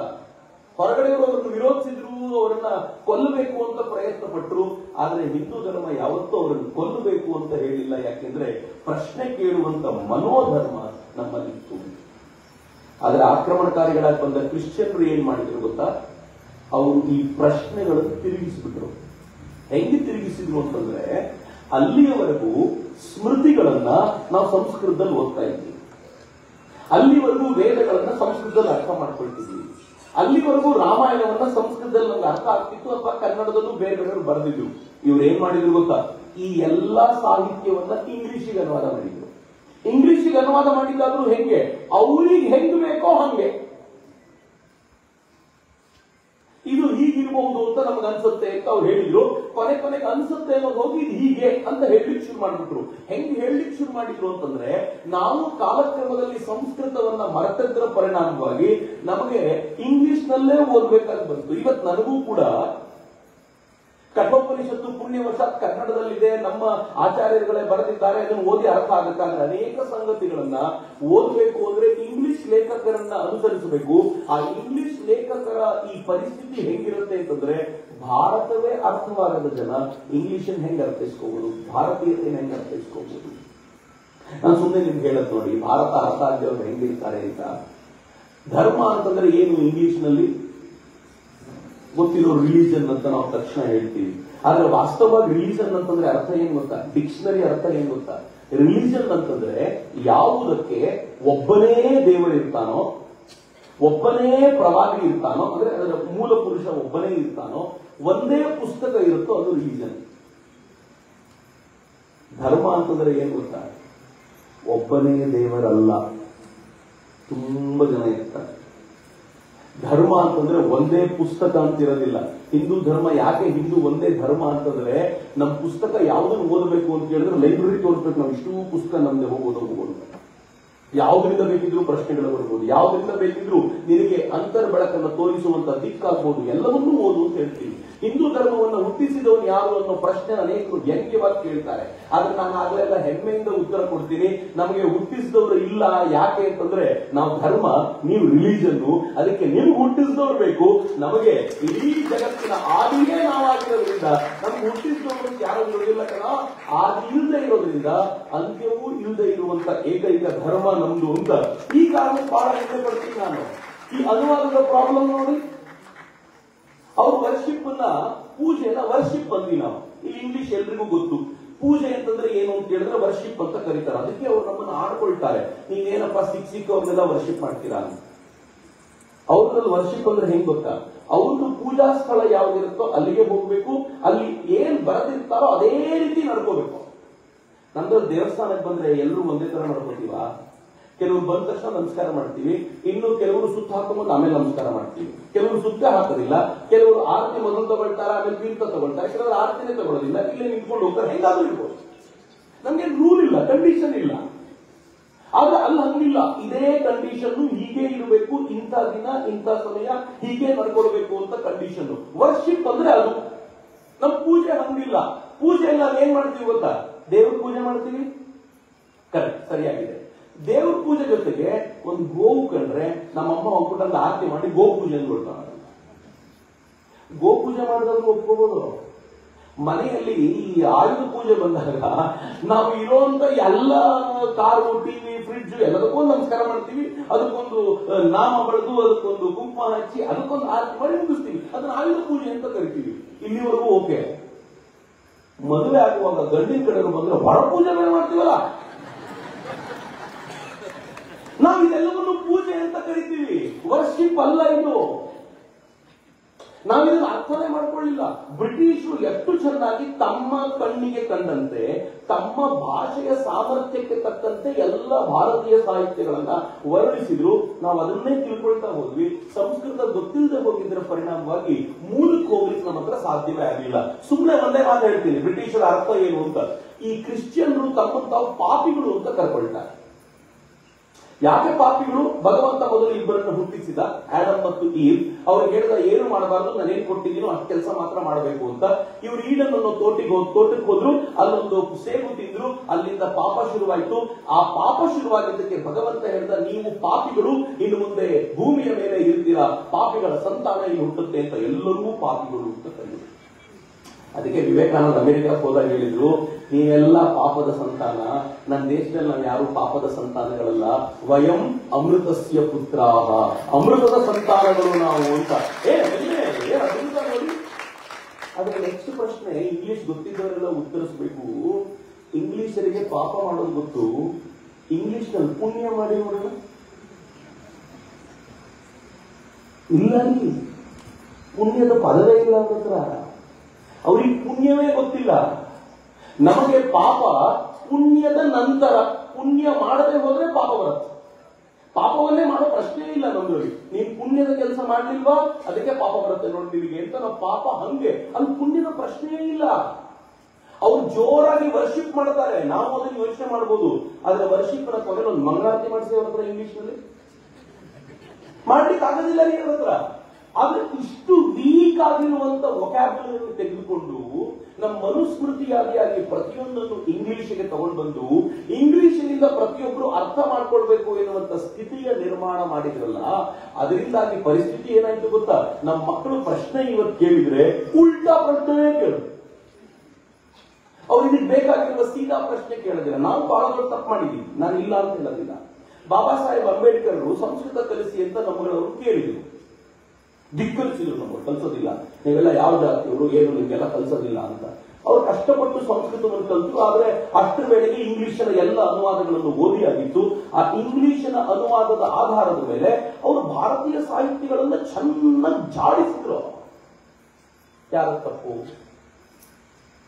ನಾವು ಯಾವಾಗ ಓಪನ್ ಆಗಲಿಲ್ವಲ್ಲ, ಯಾವಾಗ ನಮ್ಮ ಸಮಾಜವನ್ನ ಚಿಕ್ಕದು ಮಾಡ್ಕೊಳ್ತಾ ಹೋಗ್ತೀವೋ ಆಗ ನಮ್ಗೆ ಗೊತ್ತಿಲ್ಲದಂತೆ ಚಿಕ್ಕವರಾಗ್ತಾ ಹೋಗ್ತೀವಿ. ನಮ್ಮ ಸಮಾಜವನ್ನ ವಿಸ್ತಾರ ಮಾಡಿಕೊಳ್ಬೇಕಾದಂತ ಅಗತ್ಯ ಇದೆ. ಹಿಂದೂ ಸಮಾಜ ಹೇಗೆ ಜಗದ್ವ್ಯಾಪಿಯಾಗಿ ಬೆಳಗಬೇಕಿದೆ ಅಂತಂದ್ರೆ, ಇಲ್ಲಿದೆ ಪರಮ ಸತ್ಯ, ಬಾ ನಾನು ತೋರಿಸ್ತೀನಿ ಅಂತ ಹೇಳಬಲ್ಲಂತ ಎಷ್ಟು ಜನರನ್ನು ನಿರ್ಮಾಣ ಮಾಡ್ಲಿಕ್ಕಾಗಿದೆ. ಆಗುತ್ತೆ, ಲೆಕ್ಕ ಕೊಡಿ ನಮ್ಗೆ. ನಮ್ಮ ಮಕ್ಕಳನ್ನ ಇಂಜಿನಿಯರ್ ಮಾಡಿದೀವಿ, ಡಾಕ್ಟರ್ ಮಾಡಿದೀವಿ, ಪ್ರತಿ ವರ್ಷ 10 ಲಕ್ಷ ಜನ ಬರ್ತಾರೆ. ಪ್ರತಿ ವರ್ಷ 10 ಲಕ್ಷ ಜನ ಇಂಜಿನಿಯರ್ ಭಾರತದಲ್ಲಿ ಪ್ರೊಡ್ಯೂಸ್ ಆಗ್ತಾರೆ. ಆದ್ರೆ ನನ್ನ ಮಗನೂ ಒಬ್ಬ. ಆದ್ರೆ ಎಲ್ಲಾದ್ರೂ ಒಂದು ಕಡೆ ನನ್ನ ಮಗ ಅತ್ಯಂತ ಶ್ರೇಷ್ಠವಾಗಿ ಹಿಂದೂ ಸಮಾಜಕ್ಕೆ ಸಂಬಂಧಪಟ್ಟ ವಿಚಾರಗಳಿಗೆ ಇಗೋ ನಾನಿದ್ದೀನಿ ಅಂತ ಜಗತ್ತಿನ ವೇದಿಕೆಯ ಮೇಲೆ ನಿಲ್ಲಬಲ್ಲವನಿದ್ದಾನಾ ಅಂತ ಕೇಳಿದ್ರೆ, ಅಯ್ಯೋ ನಮ್ಮ ಮನೇಲಿ ಬೇಡ ಬಿಡಿ ಸರ್, ಪಕ್ಕದ ಮನೇಲಿ ಭಗತ್ ಸಿಂಗ್ ಹುಟ್ಲಿ, ನಮ್ಮ ಮನೆ ಹುಡುಗ ಚೆನ್ನಾಗಿರ್ಲಿ, ಸಂಸಾರ ಮಾಡಿಕೊಂಡು ಅವನು ಚೆನ್ನಾಗಿದ್ರೆ ಸಾಕು ಅಂತ. ಭಾರತಕ್ಕೆ ಇವತ್ತು ಅಂಥವ್ರು ಬೇಕಾಗಿದ್ದಾರೆ. ಆ ಕಾರಣಕ್ಕೆ ನಾನು ಹೇಳಿದ್ದು, ಇದು ಪ್ರಶ್ನೆಗಳನ್ನು ಹುಟ್ಟಿಸುವ ಯುಗ ಆಗಬೇಕು, ಪ್ರಾಮಾಣಿಕವಾದ ಪ್ರಶ್ನೆಗಳನ್ನು ಹುಟ್ಟಿಸುವಂತ ಯುಗ ಆಗಬೇಕು. ಭಾರತ ಉಳಿಯೋದು ಹಂಗೆ. ಇಲ್ಲೇ ಹೋದ್ರೆ ನಮ್ಮ ಮಕ್ಕಳಿಗೆ ಇವತ್ತು ಹೆಂಗೆ ಅಂದ್ರೆ ಎಲ್ಲದಕ್ಕೂ ಸೈನ್ಸ್ ವ್ಯಾಲಿಡೇಷನ್ ಬೇಕು. ನೀವೇನಾದ್ರು ಇಲ್ಲಿ ಕರೆದು ಬಿಟ್ಟು ಕೇಳಿ ಅವರಿಗೆ, ನೋಡೋ ಗುರುಗಳ ಹತ್ರ ಪಂಚ ಉಟ್ಕೊಂಡು ಬರಬೇಕು ಅಂದ ತಕ್ಷಣ ಯಾಕೆ, ಏನ್ ಸೈಂಟಿಫಿಕ್ ಪ್ರೂಫ್ ಏನಿದೆ ಇದಕ್ಕೆ? ಪಂಚ ಉಟ್ಕೊಂಡು ಬರೋದಕ್ಕೆ ಏನ್ ಸೈಂಟಿಫಿಕ್ ಪ್ರೂಫ್? ನೀವು ಕೇಳಿ ಅವರಿಗೆ, ಹೆಣ್ಮಕ್ಳಿಗೆ ಮನೇಲಿ ಹೇಳಿ ಬಿಂದಿ ಇಟ್ಕೋಬೇಕು, ಏನೋ ಬಿಂದಿ ಇಟ್ಕೊಂಡ್ರೆ ಏನಾಗುತ್ತೆ, ಏನ್ ಸೈನ್ಸ್ ಏನಿದೆ ಅದರಲ್ಲಿ? ಸೈನ್ಸ್ ಯಾಕ್ರಿ ಬಿಂದಿ ಇಟ್ಕೋಬೇಕು ಅನ್ಲಿಕ್ಕೆ? ಮುಖ ಪೂರ್ತಿ ಒಂದೇ ತರ ಇರುತ್ತಲ್ಲ, ಒಂದು ಬಿಂದಿ ಇಟ್ರೆ ಸೆಪರೇಷನ್ ಗೊತ್ತಾಗುತ್ತೆ, ಮುದ್ದ ಕಾಣುತ್ತೆ, ಮುಖ ಇಟ್ಕೋ ಅಷ್ಟೇ ಅಷ್ಟೇ, ಇನ್ನೇನಿಲ್ಲ. ನಾವು ಎಷ್ಟು ಹಟ್ಟಕ್ಕೆ ಬಿಟ್ಬಿಟ್ಟಿದೀವಿ ಅಂತಂದ್ರೆ ಒಂದು ಸೈನ್ಸ್ ಹುಡುಕ್ಬಿಡ್ಬೇಕು ಇದಕ್ಕೆ. ಅಲ್ಲಿ ಇಟ್ಟರೆ ಭ್ರೂ ಮಧ್ಯದ ಚಕ್ರ, ಆಜ್ಞಾ ಚಕ್ರ, ಅದು ಇದಾಗುತ್ತೆ, ಹಂಗಾಗುತ್ತೆ. 25 ವರ್ಷ ಇಟ್ಟರೂ ಆಜ್ಞಾ ಚಕ್ರ ಬೆಳೆದಿರಲ್ಲ. ಅಂಥದ್ರಲ್ಲಿ ಇಟ್ಟಿದ ತಕ್ಷಣ ಆಗ್ಬಿಡುತ್ತೆ. ನಾವೇ ನಮ್ಗೆ ಪ್ರಶ್ನೆ ಕೇಳ್ಕೊಂಡ್ರೆ ಉತ್ತರ ಇದೆಯಾ ಅಂದ್ರೆ ದೇವರಾಣೆಗೂ ಉತ್ತರ ಇಲ್ಲ. ಆದ್ರೆ ನಾವು ಯಾಕೆ ಉತ್ತರ ಹುಡುಕಬೇಕು? ಯಾವತ್ತಾದ್ರೂ ಒಬ್ಬ ಕ್ರಿಶ್ಚಿಯನ್ ನಾನು ಕ್ಯಾಂಡಲ್ ಹಿಡ್ಕೊಂಡು ದೇವರ ಹತ್ರ ಹೋದ್ರೆ ದೇವರು ಪ್ರತ್ಯಕ್ಷ ಆಗ್ತಾನೆ ಅನ್ನೋದಕ್ಕೆ ಸೈಂಟಿಫಿಕ್ ಪ್ರೂಫ್ ಕೇಳಿದಾನ? ಯಾವತ್ತಾದ್ರೂ ಒಬ್ಬ ಮುಸಲ್ಮಾನ್ ತರುಣ, ಬಹಳ ಪ್ರೀತಿಯಿಂದ ಹೆಮ್ಮೆಯಿಂದ ಹೇಳ್ತಿದ್ದೀನಿ, ತಲೆ ಮೇಲೆ ಟೋಪಿ ಹಾಕೊಳ್ಳೋದಕ್ಕೆ ಸೈಂಟಿಫಿಕ್ ರೀಸನ್ ಏನು ಅಂತ ಕೇಳಿದಾನ? ಅವ್ರಿಗೆ ಯಾರಿಗೂ ರೀಸನ್ ಬೇಕಿಲ್ಲ. ನಮ್ಮ ಹುಡುಗರಿಗೆ ಮಾತ್ರ ಯಾಕೆ ರೀಸನ್? ಯಾಕೆ ಅಂತಂದ್ರೆ ಈ ತಲೆಗೆ ಮೆಕಾಲೆ ಅನ್ನುವಂತ ಹುಳ ಕಡಿದ್ಬಿಟ್ಟಿದೆ. ಈ ಹುಳ ಹೆಂಗ್ ಕಡಿದಿದೆ ಅಂತಂದ್ರೆ ಅದು ತನಗೆ ಗೊತ್ತಿಲ್ಲದಂತೆ ಹಾಳಾಗ್ತಾ ಹೋಗುವಂತ ಪ್ರಸಂಗ ಇದೆಯಲ್ಲ, ಎಲ್ಲೋ ಒಂದು ಕಡೆ ಇದರಿಂದ ಈ ಭಾರತೀಯ ಪರಂಪರೆಯನ್ನು ಉಳಿಸಬೇಕಾಗಿದೆ ಅಂತಂದ್ರೆ ನಮ್ಮ ಮನೆಗಳು ಬಲವಾಗಿರುವಂತ ರಕ್ಷಣಾ ಗೋಡೆಗಳಾಗಬೇಕಾಗಿದೆ. ಇಲ್ಲದೆ ಹೋದ್ರೆ ಬಹಳ ಕಷ್ಟ ಆಗುತ್ತೆ ಅನ್ನೋದನ್ನ ನಾನು ನಿಮ್ ಪ್ರೀತಿಯಿಂದ ಎಚ್ಚರಿಸ್ತಾ ಇದ್ದೀನಿ. ಮತ್ತು ಈ ಪ್ರಶ್ನೆಗಳನ್ನು ಕೇಳ್ತಾರಲ್ಲ, ಬಹಳ ಬುದ್ಧಿವಂತರು ತಿಳ್ಕೊಳ್ಬೇಡಿ, ಪರಮ ದಡ್ಡ ವಿದ್ಯಾರ್ಥಿಗಳು ನಮ್ಮವರು. ನಾನು ಒಂದ್ಸಲ ಬೆಂಗಳೂರಲ್ಲಿ ಒಂದು ಕಾಳಿ ಮಂದಿರ ಅಂತಿತ್ತು, ಅಲ್ಲೊಂದು ಚಂಡಿ ಹೋಮ. ಹಿರಿಯರೊಬ್ಬರು ಬಂದ್ರು, ಚಕ್ರವರ್ತಿ ಒಂದು ಹೆಲ್ಪ್ ಮಾಡ್ಬೋದಾ? ಏನು? ನನ್ನ ಮಕ್ಕಳಿಬ್ರು, ಮೊಮ್ಮಕ್ಕಳಿಬ್ರು, ಅವರು PU ಹೋಗ್ತಿದ್ದಾರೆ, ನಾನು ಕರ್ಕೊಂಡು ಬರ್ತೀನಿ, ಹೋಮ ಗೀಮ ಅಂದ್ರೆ ಅವ್ರಿಗೆ ಇಷ್ಟನೇ ಆಗೋದಿಲ್ಲ ಕಣೋ, ಪ್ಲೀಸ್ ಏನಾದ್ರು ಹೇಳು, ಒಂದ್ಸಲ ಅವ್ರು ಬರ್ಲಿ. ನಾನು ಕರ್ಕೊಂಡ್ ಬನ್ನಿ ಅಂತೆ. ಸಂಡೇ ಆಗಿದ್ರಿಂದ ಬಂದ್ರು ಇಬ್ರು ಮಕ್ಕಳು. ನಾನು ಕೇಳಿದೆ, ಹೋಮಕ್ಕೆ ಯಾಕೆ ಬರಲ್ಲ ನೀವು? ಅವರಂದ್ರು, ಹೋಮದಲ್ಲಿ ಏನು ಸೈನ್ಸ್ ಇಲ್ಲ, ಆ ಹೋಮಕ್ಕೆ ಎಲ್ಲ ವೇಸ್ಟ್ ಮಾಡ್ತಾರೆ, ಎಲ್ಲ ಸುರಿತಾರೆ. ನಾನು ಸುಮ್ಮನೆ ಕಂಡ್ರಿ, ನಾನು ಸತ್ಯ ಏನ್ ಹೇಳಿದೆ ಅಂತಂದ್ರೆ, ನೋಡು, ಓಝೋನ್ ಪದರ ಇರುತ್ತಲ್ಲ, ಈ ಹೋಮಕ್ಕೆ ನಾವು ಹಾಕುವಂತ ತುಪ್ಪದ ಇದರಿಂದೆಲ್ಲ ಓಝೋನ್ ಪದರ ಅದು ಗಟ್ಟಿ ಆಗುತ್ತೆ, ಚೆನ್ನಾಗಾಗುತ್ತೆ, ಹರಿದೋಗಿರೋದೆಲ್ಲ ಸರಿ ಹೋಗುತ್ತೆ. It is so scientific. ಹಂಗಿದ್ರೆ ಹೋಮಕ್ಕೆ ಬರ್ತೀನಿ ನಾನು. ನನಗೆ ಎಂತ ದಡ್ಡರಪ್ಪ ಇಷ್ಟು ದಡ್ಡತನವ. ಆ ಹೋಮದಲ್ಲಿ ಕೂತಾಗ ನನಗೆ ಸಿಗಬಹುದಾಗಿರುವಂತ ಆನಂದದ ಬಗ್ಗೆ ಚರ್ಚೆಗೆ ಬಿಟ್ಟರು. ನಾನು ಭಗವಂತನಿಗೆ ಅರ್ಪಣೆ ಮಾಡ್ತೀನಿ, ನನ್ನ ಹೃದಯದೊಳಗೆ ಕುಳಿತಿರುವ ಭಗವಂತನಿಗೆ ಹೇಗೆ ಸಮರ್ಪಣೆ ಮಾಡ್ತೀನೋ ಹಾಗೆ ಬಾಹ್ಯ ಸ್ವರೂಪದಲ್ಲೂ ಅದರ ಆಚರಣೆ ಮಾಡುವಂತ ಹೋಮದಂತ ಈ ಕ್ರಿಯೆಯಲ್ಲಿ ನಾನು ಭಾಗಿಯಾಗ್ತೀನಿ. ಈ ಅತ್ಯದ್ಭುತವಾಗಿರುವಂತ ಆನಂದಮಯ ಲೋಕದ ಕಲ್ಪನೆಯೇ ಅವರಿಗಿಲ್ಲ. ಎಲ್ಲರಿಗೂ ಸೈಂಟಿಫಿಕ್ ಆಗಿರುವಂತ ಕಲ್ಪನೆಯೇ ತುಂಬೋಗಿರುವಾಗ ಇಂಥ ದಟ್ಟತನವನ್ನು ಬೆಳೆಸ್ಕೊಂಡು ಕೂತಿದ್ದೀನಿ. ಹೆಂಗ್ ಮಾಡೋದು? ನಮ್ಮ ಮಕ್ಕಳನ್ನ ಈ ದಿಕ್ಕಿನಿಂದ ಬಲಗೊಳಿಸಬೇಕಾಗಿರುವಂತ ಅಗತ್ಯ ಇದೆ. ಹೊಸ ಪೀಳಿಗೆ ಹಿಂಗಾಗಬೇಕು. ಈ ಪ್ರಶ್ನೆ ಕೇಳುವಂತ, ಅದಕ್ಕೆ ಉತ್ತರ ಪಡೆದುಕೊಳ್ಳುವಂತ ಈ ಧಾವಂತ ನನ್ನ ಹಳೆಯ ನಮ್ಮ ಪೂರ್ವಜರಿಗಿತ್ತಲ್ಲ, ಅದು ಅತ್ಯಂತ ವಿಶಿಷ್ಟವಾದಂತ. ನನಗೊಬ್ರು ಹಿರಿಯ ಯಾವಾಗ್ಲೂ ಹೇಳೋರು, ಪಿಪ್ಪಲಾದ ಅನ್ನುವಂತ ಋಷಿಯ ಬಳಿ 3 ವಿದ್ಯಾರ್ಥಿಗಳು ಬಂದಿದ್ದರಂತೆ ಪ್ರಶ್ನೆ ಕೇಳಬೇಕು. ಋಷಿಗಳ ಬಳಿ ಹೋಗಿ ಕೂತಾಗ ಎಲ್ಲರೂ ಹೇಳಿದ್ರು ಅವ್ರು ಮಾತ್ರ ಉತ್ತರ ಕೊಡಬಲ್ಲ ನಿಮ್ಮ ಪ್ರಶ್ನೆಗೆ ಅಂತ. ಋಷಿಗಳು ಹೇಳಿದ್ರಂತೆ, ನೀವು ಪ್ರಶ್ನೆ ಕೇಳ್ಬೋದು, ಒಂದೇ ಒಂದು ಕಂಡೀಷನ್, ನನ್ನ ಜೊತೆ 1 ವರ್ಷ ಇರಬೇಕು, ನಾವಿರುವಂಗೆ ಇರಬೇಕು, ನನ್ನ ಸೇವೆ ಮಾಡ್ಕೊಂಡಿರ್ಬೇಕು, ನೀವೊಂದು ಯೋಗ್ಯತೆಯನ್ನ ಸಂಪಾದಿಸಿ ಪ್ರಶ್ನೆ ಕೇಳಬಹುದು, ಆಗ್ಬೋದಾ ಅಂತ. ಇವ್ರು ಆಯ್ತು ಅಂದ್ರು. 1 ವರ್ಷ ಗುರುಗಳ ಜೊತೆ ಇದ್ದು ಗುರುಗಳನ್ನ ನೋಡಿ ಪ್ರಶ್ನೆನೇ ಬರ್ತದ್ರು. ಗುರುಗಳೇ ಕರೆದು ಹೇಳಿದ್ರು, ನೀವು ಪ್ರಶ್ನೆ ಕೇಳಬೇಕು ಅಂತ ಬಂದಿದ್ರಿ, ಬಾ ಈಗ ಕೇಳಿ, ಏನ್ ಚೆನ್ನಾಗಿದೆ ನೋಡಿ ಈಗ ಕೇಳಿದ್ರು. ಅದ್ಭುತ. ಭಾರತೀಯ ಪರಂಪರೆ ಈ ಕಾರಣಕ್ಕೋಸ್ಕರ ಬಲವಾಗುಳಿತು. ಬಾಬಾ ಸಾಹೇಬ್ ಅಂಬೇಡ್ಕರ್ ಕೂಡ, ಇಫ್ ಐಮ್ ನಾಟ್ ರಾಂಗ್, ಒಂದ್ ಕಡೆ ಬಹಳ ಚೆನ್ನಾಗಿ ಹೇಳ್ತಾರೆ, ಬುದ್ಧ ಧರ್ಮ ಯಾಕೆ ನಾಶ ಆಯಿತು ಅಂತಂದ್ರೆ, ಬುದ್ಧ ಧರ್ಮವನ್ನು ಉಳಿಸಿಕೊಳ್ಳಲಿಕ್ಕೋಸ್ಕರ ಅಲ್ಲಿ ಬ್ರಾಹ್ಮಣರಂತೆ ಮಿಷನರಿಗಳಿರಲಿಲ್ಲ. ಯಾಕೆ ವೈದಿಕ ಧರ್ಮ ಉಳ್ಕೊಳ್ತು ಅಂತಂದ್ರೆ, ಅನೇಕ ಬ್ರಾಹ್ಮಣರು ಅಗ್ರಹಾರದಲ್ಲಿ ಯಾರಿರ್ತಾರೋ, ನನಗೆ ಜೀವನದ ಯಾವ ಸುಖ ಸೌಕರ್ಯವೂ ಬೇಡ, ನನ್ನ ಪೂರ್ವಜರು ಏನ್ ಕೊಟ್ಟಿದ್ದಾರೋ ಅದನ್ನು ಹಾಗೆ ಉಳಿಸಬೇಕು, ಮುಂದಿನ ಪೀಳಿಗೆ ತಲುಪಿಸಬೇಕು ಅಂತ ಅನ್ಕೊಂಡೆ ಅನೇಕ 100 ವರ್ಷಗಳಿಂದ ಉಳಿಸ್ಕೊಂಡು ಬಂದಿರೋದ್ರಿಂದ ಈ ಧರ್ಮ ಉಳಿತು ಅಂತ. ಏನ್ ಕನ್ನಡ ಮಾತನ್ನು ಹೇಳ್ತಾರೆ, ಬಾಬಾ ಸಾಹೇಬರ ಮಾತಿದ್ರು, ಹೆಮ್ಮೆ ಪಡಬೇಕಾಗಿರುವಂತ ಸಂಗತಿ. ಆದ್ರೆ ಆ ಪರಂಪರೆಯನ್ನ ಮುಂದಕ್ಕೆ ತೆಗೆದುಕೊಂಡು ಹೋಗ್ಲಿಕ್ಕೆ ನಾವು ಇನ್ನೊಂದಷ್ಟು ತ್ಯಾಗ ಮಾಡಬೇಕಾಗಿಲ್ವ ಈ ಸಂದರ್ಭದಲ್ಲಿ? ಆ ಪ್ರಶ್ನೆ ಕೇಳ್ಕೊಳ್ಬೇಕು. ಎರಡನೇದು, ನನ್ನ ಧರ್ಮ ಉಳಿಲಿಕ್ಕೆ ಇನ್ನೊಂದು ಕಾರಣ ಏನು ಅಂತಂದ್ರೆ, ನಮ್ಮೊಂದು ಜ್ಞಾನದ ಹಪಾಪಿತನ ಹಿಂದೂಗಳಿಗೆ ಯಾವಾಗಲೂ ಇದೆ. ಅದೆಲ್ಲ ದಿಕ್ಕಿನಿಂದಲೂ ಇರಬಹುದು. ಯಾಕೆ ಅಂತಂದ್ರೆ, ನಮ್ಮ ಪೂರ್ವಜರು ನಮಗೆ ಮೂಲ ಯಾವುದು, ಹೊರಗಡೆ ಕಾಣೋದು ಯಾವುದು ಅನ್ನೋದು ತುಂಬಾ ಸ್ಪಷ್ಟವಾಗಿ ತೋರಿಸ್ಬಿಟ್ಟಿದ್ದಾರೆ. ಈ ಹೊರಗಡೆ ಕಾಣುವಂತ ಈ ಜಗತ್ತೇನಿದೆಯಲ್ಲ, ನನ್ನ ದೇಹಕ್ಕಿಂತ ಹೊರಗಿನದು. ಅದು ಬೇರೆ ಬೇರೆ ಸಿದ್ಧಾಂತಗಳಲ್ಲಿ ಸತ್ಯ ಸುಳ್ಳು ಅವುಗಳ ಚರ್ಚೆ ನಡೆಯುತ್ತೆ, ನಾನು ಅದಕ್ಕೆ ಹೋಗೋದಿಲ್ಲ. ಆದ್ರೆ ದೇಹಕ್ಕಿಂತ ಆಚಿನದು ನಿಜವಾದ ಸತ್ವ ಒಳಗಿದೆ. ಅದನ್ನು ಹುಡುಕುವಂತ ಎಷ್ಟು ಸುಂದರವಾಗಿ ನಮ್ಮ ಪೂರ್ವಜರು ಹೇಳ್ಕೊಟ್ರು ಅಂತಂದ್ರೆ, ಗೊತ್ತೋ ಗೊತ್ತಿಲ್ಲದೇನೋ ನಮ್ಮೆಲ್ಲರ ರಕ್ತದಲ್ಲೂ ಅದೇ ಹರಿತಾ ಇರೋದ್ರಿಂದ ಪ್ರತಿಯೊಬ್ಬ ಮಗುವೂ ಕೂಡ ಯಾವತ್ತಾದ್ರೂ ಒಂದಿನ ಇದನ್ನು ತಿಳ್ಕೊಳ್ಬೇಕು ಎನ್ನುವಂತ ಭಾವನೆಯೊಂದಿಗೆ ಹುಟ್ಟುತ್ತೆ, ಅದನ್ನು ತಿಳ್ಕೊಳ್ಳೋ ಪ್ರಯತ್ನ ಮಾಡುತ್ತೆ. ಹಿಂದೂ ಧರ್ಮ ಇಷ್ಟು ದಿನಗಳ ಕಾಲ ಉಳ್ಕೊಂಡು ಬಂದಿದೆ ಅಂತಂದ್ರೆ ಅದೇ ಕಾರಣ. ಅದಕ್ಕೆ ನಮ್ಮ ಪೂರ್ವಜರು ಹೇಳಿದ್ರು, 2 ತರದ ವಿದ್ಯೆ ಇದೆ, ಪರ ಮತ್ತು ಅಪರ ಅಂತ. ಬಹುಶಃ ಮುಂಡಕದಲ್ಲಿ ಹೇಳ್ತಾರೆ ಅದನ್ನ. ದ್ವೇ ವಿದ್ಯೆ ವೇದಿತವ್ಯೆ ಅಂತ ಹೇಳ್ತಾರೆ. ಯಾರು ಹೇಳ್ತಾರೆ? ಬ್ರಹ್ಮವಾದಿಗಳು ಇದನ್ನು ಹೇಳ್ತಾರೆ, ಬ್ರಹ್ಮವಿದರು ಇದನ್ನು ಹೇಳ್ತಾರೆ. ಏನ್ ಹೇಳ್ತಾರೆ? ಪರಾಚ ಅಪರಾಚ, 2 ತರದ ವಿದ್ಯೆ ಇದೆ ಅಂತ, ಪರ ಮತ್ತು ಅಪರ ಅಂತ. ಈ ಪರ ಮತ್ತು ಅಪರ ವಿದ್ಯೆಗಳನ್ನ ಆಧಾರವಾಗಿರಿಸಿಕೊಂಡು ಈ ದೇಶ ಏನು ಅದ್ಭುತವಾಗಿರುವಂತ ಪರಿಕಲ್ಪನೆ ನಿರ್ಮಾಣ ಮಾಡ್ತಾ ಗೊತ್ತಾ ಮಿತ್ರ? ಈ ದೇಶದ ಶಕ್ತಿ ಎಲ್ಲಿದೆ ಅಂತಂದ್ರೆ, ಈ ದೇಶ ಒಂದು ವ್ಯವಸ್ಥೆ ನಿರ್ಮಾಣ ಮಾಡಿದೆಯಲ್ಲ ಹಿಂದೂ ಧರ್ಮ, ಜಗತ್ತಿನಲ್ಲಿ ಇವತ್ತಿನವರೆಗೂ ಇದಕ್ಕೆ ಪ್ಯಾರಲಲ್ ಆಗಿರುವಂತ ಅಥವಾ ಇದಕ್ಕಿಂತಲೂ ಇನ್ನೊಂದು ಉತ್ತಮವಾದ ವ್ಯವಸ್ಥೆ ನಿರ್ಮಾಣ ಮಾಡಲಿಕ್ಕಾಗಲಿಲ್ಲ. ಈ ಮಹಾಭಾರತದ ಶಾಂತಿ ಪರ್ವದಲ್ಲಿ ಭೃಗು ಮತ್ತು ಭರದ್ವಾಜರಿಗೆ ಒಂದು ಸಂವಾದ ನಡೆಯುತ್ತೆ. ಅದನ್ನ ಶಾಂತಿ ಪರ್ವದಲ್ಲಿ ಭೀಷ್ಮರು ಹೇಳ್ತಾರೆ. ಅವ್ರ ಪ್ರಶ್ನೆ ಏನ್ ಕೇಳ್ತಾರೆ ಅಂತಂದ್ರೆ, ಈ ವರ್ಣಗಳನ್ನ ಮಾಡಿದ್ರಲ್ಲ, ಯಾವ ಆಧಾರದ ಮೇಲೆ ಮಾಡಿದ್ರು? ಪ್ರಶ್ನೆ ನೋಡಿ, ಯಾವ ಆಧಾರದ ಮೇಲೆ ವರ್ಣಗಳನ್ನು ಮಾಡಿದ್ರು? ಕೃಷ್ಣ ಹೇಳಿ ಹೋಗಿದ್ದಾರೆ, ಚಾತುರ್ವರ್ಣಂ ಮಯಾ ಸೃಷ್ಟಂ ಅಂತ ಹೇಳಿದ ನಂತರವೂ ಕೂಡ ಇವ್ರು ಪ್ರಶ್ನೆ ಕೇಳ್ತಾರೆ, ಯಾವ ಆಧಾರದ ಮೇಲೆ? ಒಂದೇ ತರದ ಬೆವರು, ಒಂದೇ ರಕ್ತ, ಒಂದೇ ತರದ ಮೇದ್ಯ, ಎಲ್ಲ ಒಂದೇ ಇರಬೇಕಾದ್ರೆ ಯಾವ ಆಧಾರದ ಮೇಲೆ ವರ್ಣಗಳನ್ನು ಮಾಡಿದ್ರು ಅಂತ ಪ್ರಶ್ನೆ ಕೇಳಿ ಉತ್ತರವನ್ನು ಪಡ್ಕೊಳ್ಳೋದಿದೆಯಲ್ಲ, ಆ ಉತ್ತರವನ್ನು ಪಡ್ಕೊಳ್ಳುವಾಗ ಒಂದು ಸೂಕ್ಷ್ಮವಾದ ಸಂಗತಿಯನ್ನು ಹೇಳ್ತಾರೆ, ಗಮನಿಸಬೇಕಾಗಿರೋ ಸಂಗತಿ.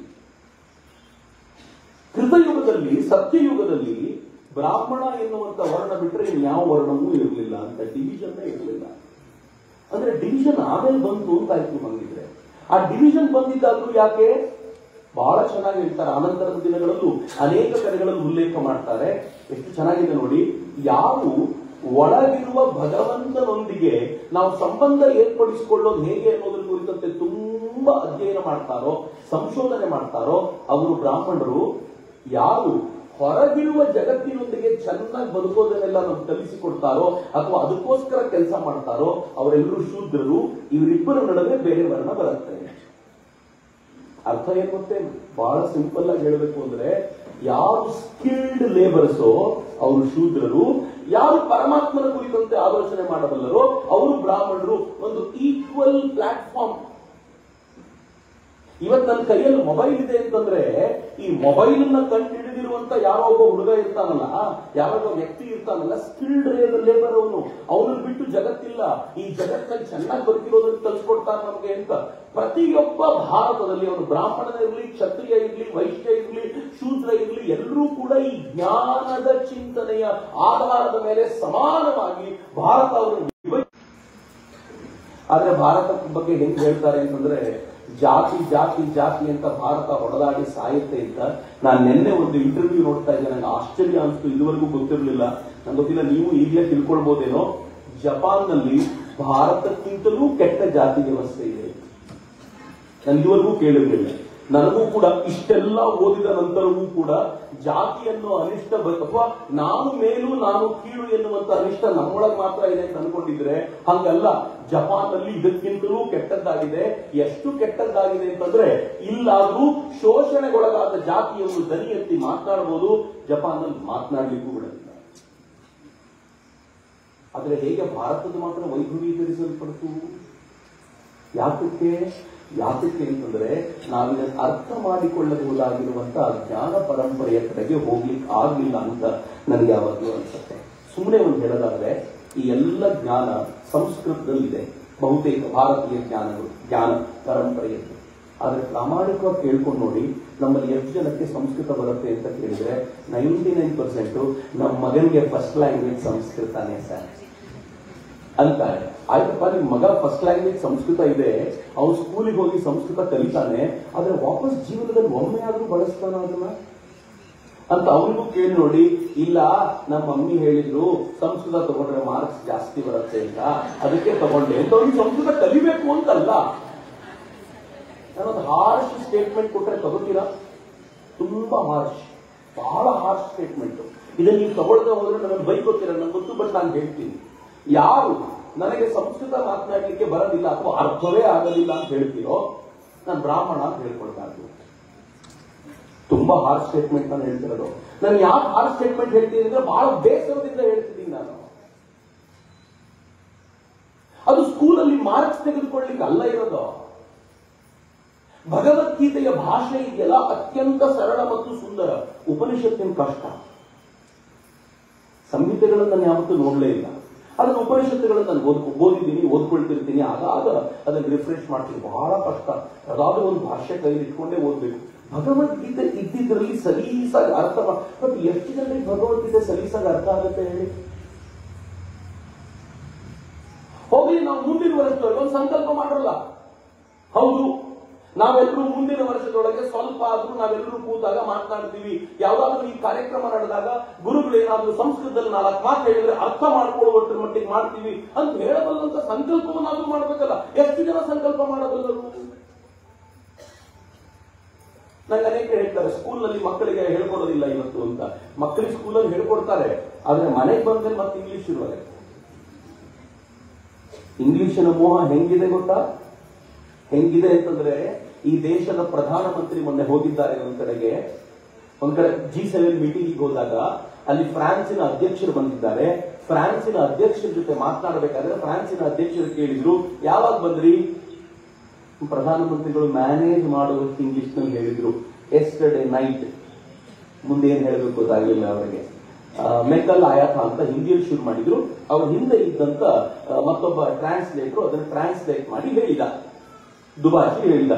ಕರೆಕ್ಟ್ ತಾನೆ? ಏನ್ ಪ್ರಾಬ್ಲಮ್ ಇದೆ ಅದರಲ್ಲಿ?